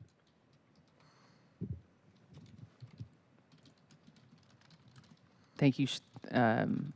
Thank you, Rose. Next, we have David Haynes, followed by Charlotte and Joe. *6 to unmute yourself, Mr. Haynes. Thank you, David Haynes. In the name of Sexual Assault Day, Stop the Sexploitation Station 1492, or whatever year in your universal historical perspective began predatorizing innocence and stopped giving sanctuary to customs violation, misinterpretations, and vulture culture. You would think that Seattle doesn't care that much, because if you take a look at the policies that empower the evil predators and the vulture cultures that human traffic and destroy lives daily, you all are still exempting drug pushers under 3.5 grams. And you've allowed the city attorney to dictate the fate of what she's going to prosecute, to the point where she's already convinced the police chief that she's not going to prosecute any drug crimes under 3.5 grams. So all these repeat offending criminals that are ruining the pursuits of happiness and destroying lives daily and are getting exempted from jail and getting on a lead list, they're not being questioned to find out where they keep getting it, to shut it down. And it's exacerbating the crisis in homelessness, in housing, in the Main Street reactivation, and just the whole general public health of well-being of community. And it's not fair that the chief keeps getting a pass for manipulating the media reports about having success with crime, because the crime hotspots where people are calling from, or where the crime is taking place, is being manipulated by parking this SUVs there. The thing is, we need to take the restrictions off the comprehensive plan that the small-time landlords and their self-dealing conflicts of interest conspired to cut in half from 12 stories to 6 stories, and then water down the integrity of the design to help unqualified nonprofits that are politically connected to build crappy housing for the next 20 years to make sure it doesn't compete with the landlords on city council trying to create their own real estate empire at the expense of everybody else being denied a better choice in housing and real equity. Thank you, Mr. Haynes. Next, we have Charlotte, followed by Joe.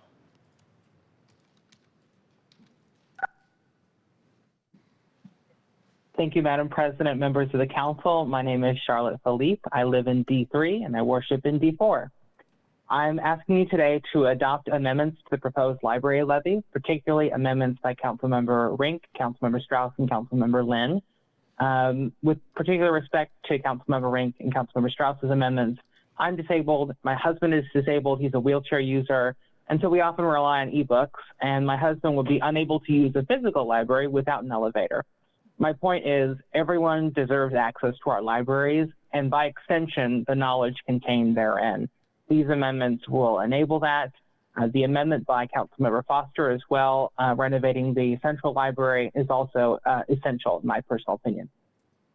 With regard to the amendment by Councilmember Lynn, we know that Seattle public libraries are often used as cooling and warming centers as climate change continues to rear its ugly head. They are part of our public health system.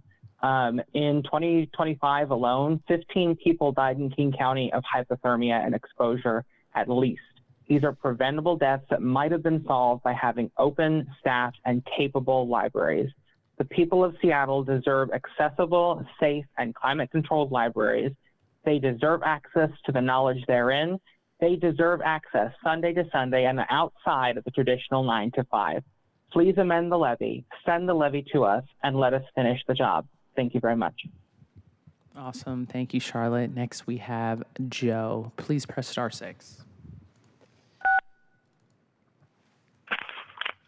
Hi, Joy. It's Joe Kunstler here. A lot of thoughts today. First, I want to commend you for how you handled Alex Zimmerman's racism. You handled it very well, like a boss. Go Storm. Second thing is please support the Skagit River Dam relicensing agreement. I am a second-generation Skagittonian. For us, dam is critical to our security, our energy security, and our security from catastrophic flood events. This relicensing agreement is key to protecting both Skagittonians and Seattleites. Third, while I have a bit of extra time, I think it's important to fully support Mayor Wilson's bold housing agenda and tell NIMBYs that we need to have people in the climate emergency. We need people to live close enough to where transit actually works. There was an event in your great city I wanted to attend, but because it starts at 7 o'clock and the last transit back home to Skagit leaves at 7:20, was just impossible. So it's important to have housing close to transit.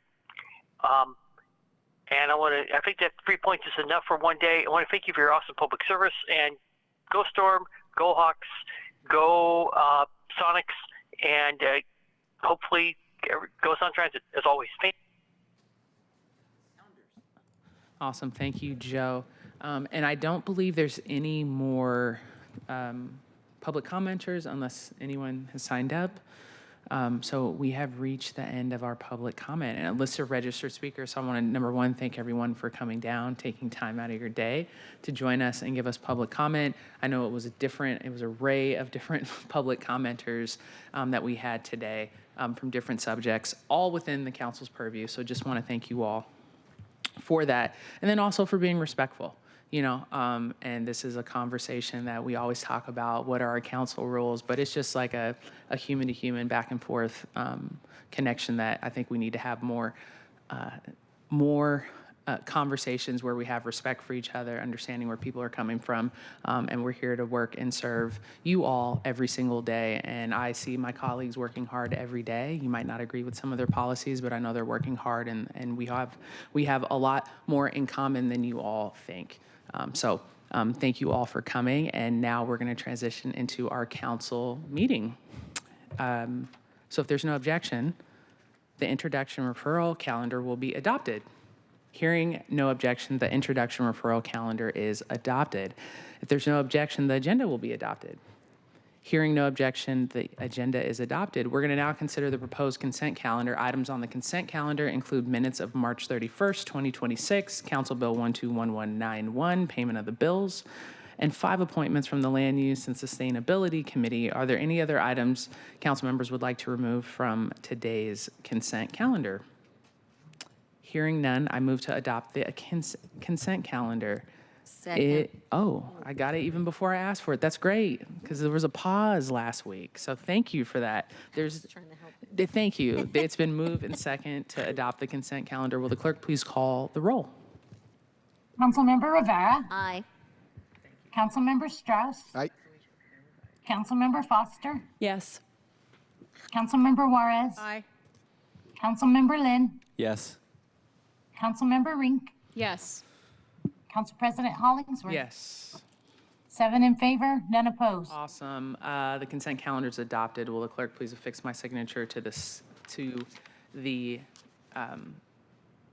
affix my signature to the minutes and legislation on my behalf? Will the clerk please read item number 1 into the agenda? Agenda item 1, Council Bill 121-189, relating to city employment, authorizing execution of a collective bargaining agreement between the City of Seattle and the United Associations of Journeymen and Apprentices of the Plumbing and Pipe Fitting Industry, Local 32. Awesome. Thank you, Clerk. I'm going to move to pass Council Bill 121189. Is there a second? Second. Thank you. It's been moved and second to pass the bill. I'm going to address it as the sponsor. The bill would authorize a collective bargaining agreement between the city and the United Association of Journeymen and Apprentices of the Plumbing and Pipe Fitting Industry, Local 32, for a 3-year period from January 1st, 2025 through December 31st, 2027. The CBA would cover 153 employees in 5 departments. That's Seattle Public Utilities, Finance Administrative Services, Seattle Center, Seattle Department of Construction and Inspection, and Seattle Parks and Recreation. Specific terms would include increases in footwear allowances, hourly premium increases for certain workers with active water distribution manager levels, level 2 certifications. Colleagues, I urge your support on this bill, and I will pause here to see if there are any comments or questions.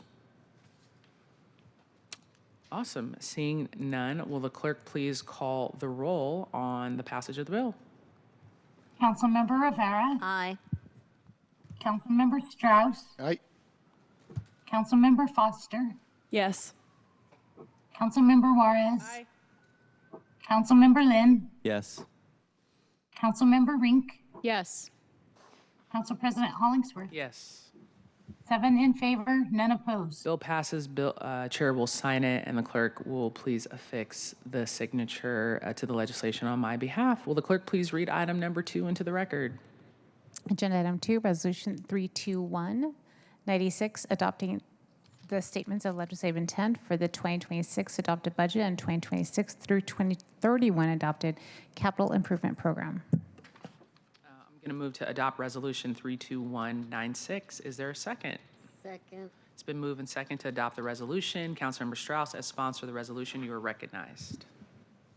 Thank you, colleagues. This is the resolution adopting statements of legislative intent from last year's budget. We went into last year's budget with a very grim outlook, not so different than where we are right now, with a lot of economic volatility. We're not sure how much general fund we would have to use because of the structural budget deficit. We elected to use a lot of statements of legislative intent as a way to offset our budget needs. And then we received a good budget forecast in the middle of budget. And so we were able to fund many of the priorities we were looking to, in thanks because of the progressive revenue that Councilmember Rink and former Mayor Bruce Harrell put forward onto the ballot. All of that said, we had way too many slides last year, is the nice way of saying that. And so I appreciate my colleagues for taking a few off. And this coming year, we are going to be a little bit more diligent about having fewer. That said, and look, I take this as well. I tried to get rid of a couple of my own slides by just getting the information from the departments in a timely manner. So just appreciate everyone's work on this. This is a formally adopting the statements of legislative intent from last year. And this coming year, I will endeavor to have a shorter list. Thank you. Thank you, Councilmember Strauss. Are there any other comments? I did. Seeing none, thank you, Councilmember Strauss. Will the clerk please call the roll on the adoption of the resolution? Councilmember Rivera. Aye. Councilmember Strauss. Aye. Councilmember Foster. Councilmember Juarez. Aye. Councilmember Lynn. Yes. Councilmember Rink. Yes. Council President Hollingsworth. Yes. 7 in favor, none opposed. Awesome. The resolution is adopted. The chair will sign it. Will the clerk please affix my signature to the legislation? You all just voted to have no slides in the budget. Is that what we voted? No, I'm just fine. Okay. Limit of 5, please. Limit to 5. Okay. I thought you said no. So will the clerk please read item number 3 into the record? The report of the Transportation, Waterfront, and Seattle Center Committee. Agenda item 3, resolution 32188, a resolution affirming the City of Seattle's readiness for a National Basketball Association team, declaring that Climate Pledge Arena is ready for an NBA team, and affirming Seattle is a basketball city. The committee recommends the resolution be adopted. Councilmember Rink, on behalf of Councilmember Saka, you are recognized to provide the committee report. Thank you, Council President. Colleagues, last Thursday, the Transportation, Waterfront, and Seattle Center Committee hosted a robust roundtable discussion with Deputy Mayor Surratt, Seattle native, and NBA veteran Spencer Hawes, and representatives from the Seattle Sports Commission, Seattle NBA Fans, Climate Pledge Arena, and Native Youth Rise Above. The purpose of this roundtable was to demonstrate that Seattle is in fact ready for an NBA franchise. After the roundtable, Deputy Mayor Surratt and central staff presented Resolution 32198, affirming Seattle's readiness for an NBA team. Resolution 32198 was referred to today's full council meeting by unanimous vote, and that concludes my report. Awesome. Thank you, Councilmember Rink. Are there any other comments regarding the resolution? Awesome. All right. Will the clerk please call the roll on the adoption of the resolution? Councilmember Rivera. Aye. Councilmember Strauss. Aye. Councilmember Foster. Yes. Councilmember Juarez. Aye. Councilmember Lynn. Yes. Councilmember Rink. Yes. Council President Hollingsworth. Yes. 7 in favor, none opposed. Resolution is adopted. Chair will sign it. And will the clerk please affix my signature to the legislation on my behalf? Awesome. Now, will the clerk please read item number 4 into the record? The report of the Parks and City Light Committee, Agenda Item 4, Council Bill 121-177, relating to City Light Department, authorizing the mayor or her designee to execute a comprehensive settlement agreement, 5 off-license agreements, and other related agreements for purposes of relicensing the City of Seattle Skagit River Hydroelectric project before the Federal Energy Regulatory Commission. The committee recommends the bill pass. Councilmember Juarez, as chair of the committee, you are recognized to provide the committee report. Thank you, Council President. First, I'm going to be a little bit wordy here because this is a huge lift from moving this across the finish line from 8 years ago. So I have some prepared comments. Work on this comprehensive settlement agreement started back in 2018. That is 8 years ago. It creates a new 50-year FERC license for the Skagit project, which produces carbon-free power for Seattle. This is an agreement between 3 tribes, 5 federal agencies, 2 state agencies, Skagit County, and over 5 environmental groups. It contains off-licensing agreements and represents about $4 billion. We discussed this agreement at 2 committee meetings on March 18th and April 1st and passed it out of committee 5-0.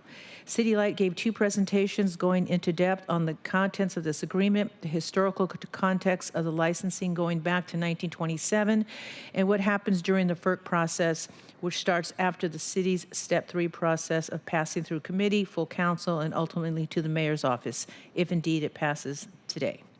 We were honored to host a panel of tribal leadership at the March 18th committee. The panel was made up of Chairman Nino Maltos Jr., Councilmember Kevin Lennon, and Jack Fiander, General Counsel from the Yakama Nation, for the Sauk-Suiattle Indian Tribe. And then we also had Chairman Steve Edwards and Vice Chairman Brian Porter from the Snohomish Indian Tribal Community. And we had Mr. Scott Schuyler, Policy Lead, and David Hawkins, Attorney from Upper Skagit Indian Tribe. I should add, we had a chance to hear from Mr. Schuyler today during public comment. Thank you for being here, Mr. Schuyler. The tribe spoke about their experience of the relicensing process and its history and the importance to tribes. Before we go on, I want to thank, some thank yous are in order very briefly. A special thank you to Councilmember Kettle, Councilmember Strauss, Councilmember Saka, and Councilmember Rivera for their authentic and much appreciated participation in the conclusion of this 8-year process. And a special thank, of course, to Councilmember Rink, who was the former chair of this committee. And of course, thank you to Mayor Wilson and her staff. Skagit, we would also like to thank Seattle City Light, Craig Smith, Seattle City Light Interim GM and CEO, Dennis McLaren, Chris Townsend, Maura Berger, Bridget Molina, and let's see, we got Stephen Krabowski, Matt Love, and Eric McConaughey from, of course, Central Staff. That being said, this has been a long process, and I'm hoping that we will all be endeavor, as Councilmember Strauss said, endeavor to vote yes today and have this move forward after 8 years. And again, thank tribal leadership for being present here today. I see them all in the back row. I'm sure that they're just, yes, raise our hands to you. Thank you very much. Very much, thank you. And with that, Council President, if there's anyone else who wants to comment, and then, wait, I was kind of taking over for a minute. I'll say we'll go to a vote, but that's your job. Hey, no. You did no, that was great, and thank you for that report. We know that there was a lot of hard work in this, and Councilmember Juarez, thank you for your leadership on this during the committee. And are there any other comments during this time? Councilmember Strauss. Thank you. I will keep this brief because I had Council President Emeritus Juarez speak with my remarks at the first committee meeting. I shared at the second. I've already spent too much talking about how much time I'm not going to talk. With that, I want to thank you to our tribal leaders. I know not all of our tribal leaders are here today. And thank you to the City Light team, but more importantly, to our tribal leaders. The reason that I say this is because I want to first thank you for letting us be your guests in the Skagit. You touched on a lot of the last 100 years that could have gone better. And something I oftentimes say is that time does not heal wounds. Healing action heals wounds, and that is a bit of what we are here to do today. The Skagit River is one of the healthiest rivers in our area and has the highest salmon run in Puget Sound, and that success is not by accident. This is because of tribal and this is to our tribal leaders, this is because of your millennia of stewardship, your conservation efforts over the last century, and the positions that you have held in the last decade of negotiating this relicense agreement.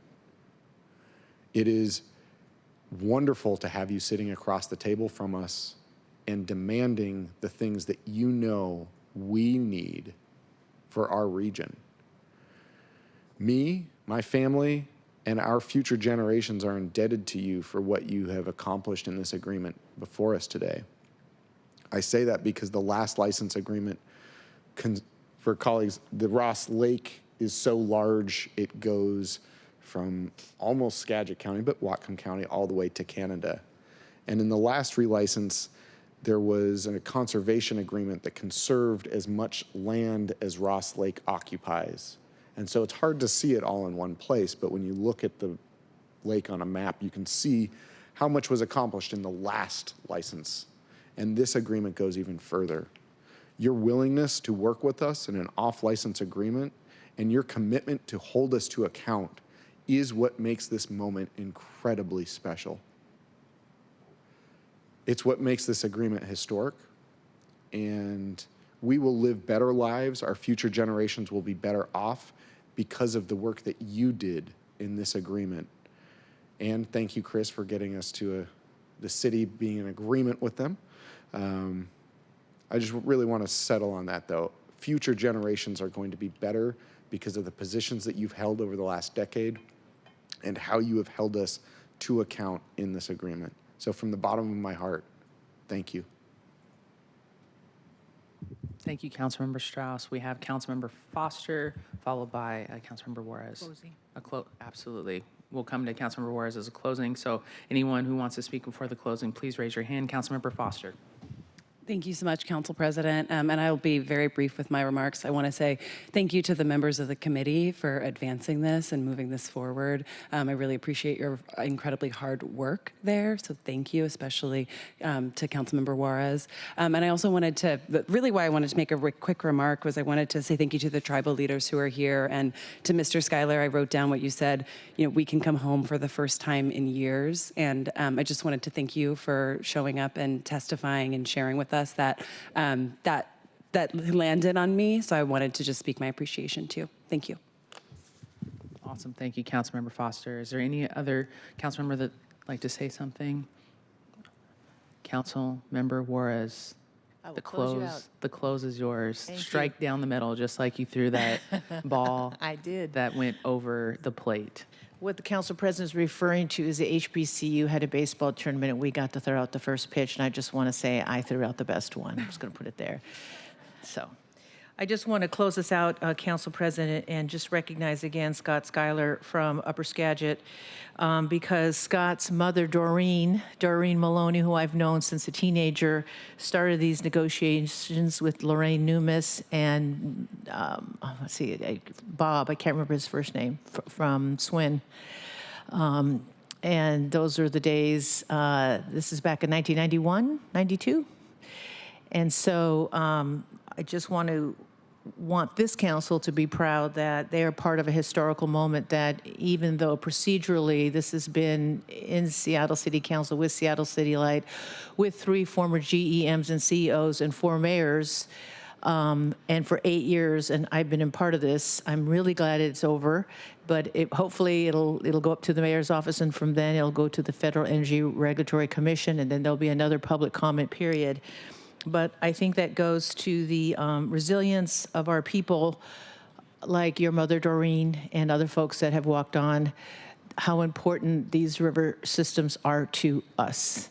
One thing that I'm not going to go into the speech that I gave during committee, but I will say this.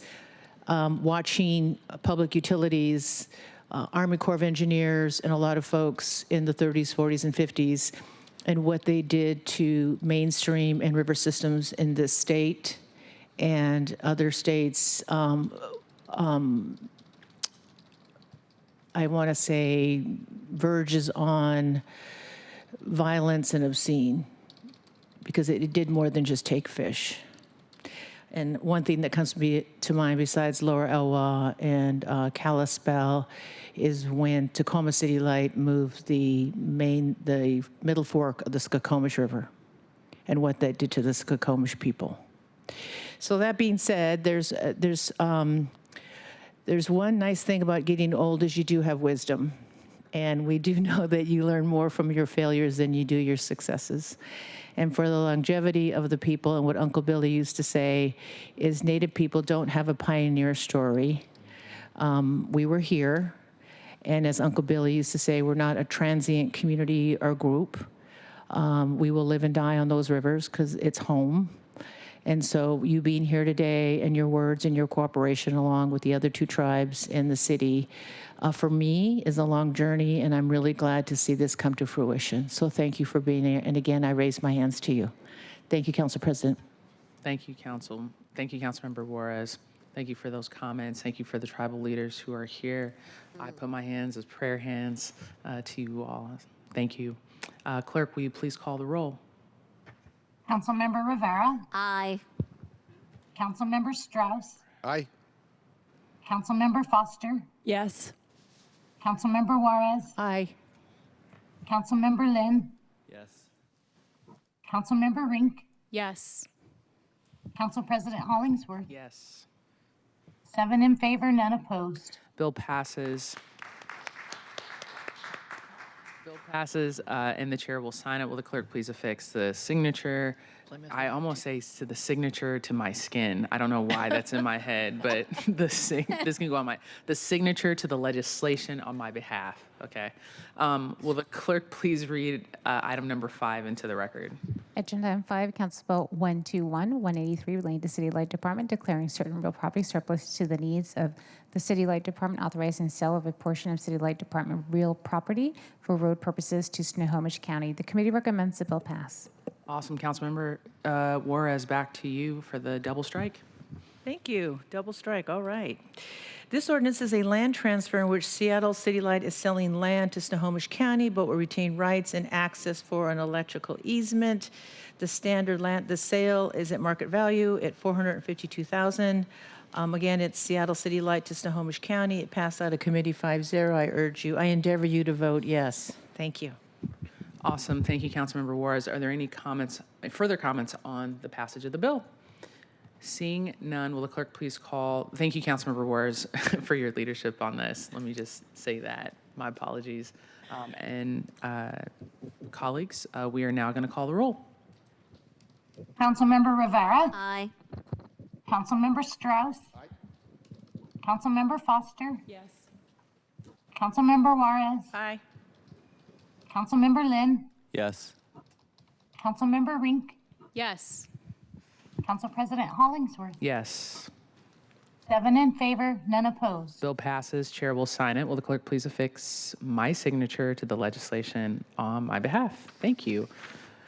Colleagues, there were no items removed from the consent calendar. There is not a resolution for introduction or adoption today, but there is a proclamation. Councilmember Foster has a proclamation recognizing April 6th through the 18th, 2026 as Tax Fraud Awareness Day of Action. This is on our federal government, right? No, I'm just playing. It's a joke. Our federal government are stealing our tax dollars. Anyways, in Seattle for signature today, Councilmember Foster, you are recognized to lead the discussion on the proclamation. Thank you so much, Council President. Joke almost went past me, but I caught you. Thank you so much. I appreciate you. I'm really proud to sponsor this proclamation, and I want to appreciate the North Coast States Carpenters Union for their advocacy around the persistent harm of tax fraud in the construction industry and for raising this issue to my office and for waiting through Council and staying here with us today. Thank you. This resolution is important, and I'm excited to bring it forward for a number of reasons. One is that we know that tax fraud leads to lost revenue for our community, which is critically needed to fund essential services. And another is that it contributes to the exploitation of workers when they are paid under the table and when they lose access to fair wages, health care, benefits, and safe working conditions. These harms can disproportionately impact people of color and undocumented workers, and I believe that we must ensure that our strong labor standards and worker protections in the city of Seattle apply to everyone. I'm excited to share, colleagues, that the mayor has signed on to the the Proclamation, and I ask for my colleagues' support. We will not be presenting the Proclamation today, but rather tomorrow at the Tax Fraud Days of Rally Action, where I'll be speaking along with Councilmember Rink and other leaders who are rallying to elevate this important issue. I'm going to read a portion of the proclamation for you all today and then ask for your support. So, whereas the construction industry plays a vital role in building and sustaining the infrastructure, economy, and communities of the city of Seattle. Whereas communities are directly impacted by contractors who fail to follow the law, pay workers under the table, or misclassify employees, creating instability for workers and their families. And whereas workers subjected to these practices often lose access to fair wages, health care, retirement benefits, and safe working conditions, impacting not only individual families, but entire communities. And whereas organizations such as the United Brotherhood of Carpenters and Joiners of America, including the North Coast States Regional Council of Carpenters, have led efforts to expose tax fraud, educate the public, and advocate for stronger enforcement to protect workers and ensure a level playing field.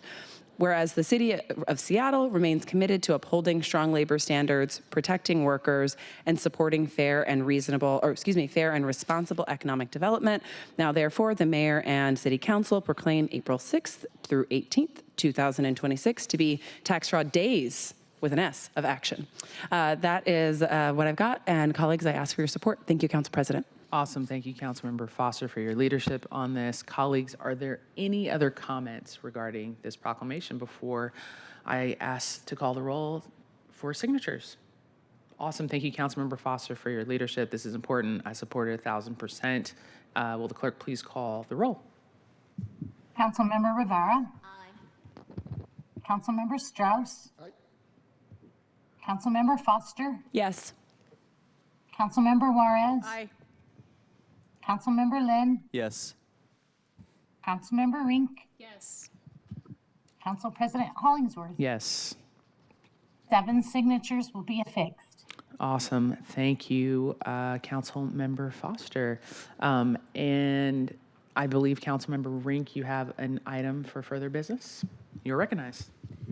Thank you, Council President. And colleagues, I could not let this meeting end without acknowledging the reality that we are facing in this moment, recognizing that this morning, President Donald Trump openly and unequivocally threatened the people of Iran with a genocide at 5 p.m. our time today. It's 4:05 now. Donald Trump's threats from this morning to annihilate more than 90 million people is vile and reckless. And I want to take this moment to join the chorus of many people across the country when I say he must step down or be removed from office. Congress must immediately return to D.C. and pass a war powers resolution to stop his war crimes in Iran. Whether we like it or not, for now, this man is our president, the commander-in-chief. He is speaking and acting in our name, and we will all have to live with the consequences. And while we've been here gathered in council chambers, community members and leaders representing the Iranian diaspora and their loved ones were gathered on the steps of City Hall calling for this horror to stop. I wanted to acknowledge that for the record. I don't know what happens next, but I know that while I may be sitting here, I certainly stand with the people of Iran and our Iranian neighbors. Wanted to get that on the record today. Thank you, Council President. Thank you, Councilmember Rink.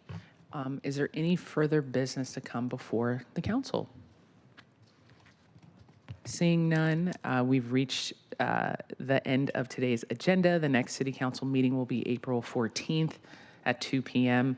Hearing no further business, it is 4:06 p.m. on the dot, and this meeting is adjourned. Thank you.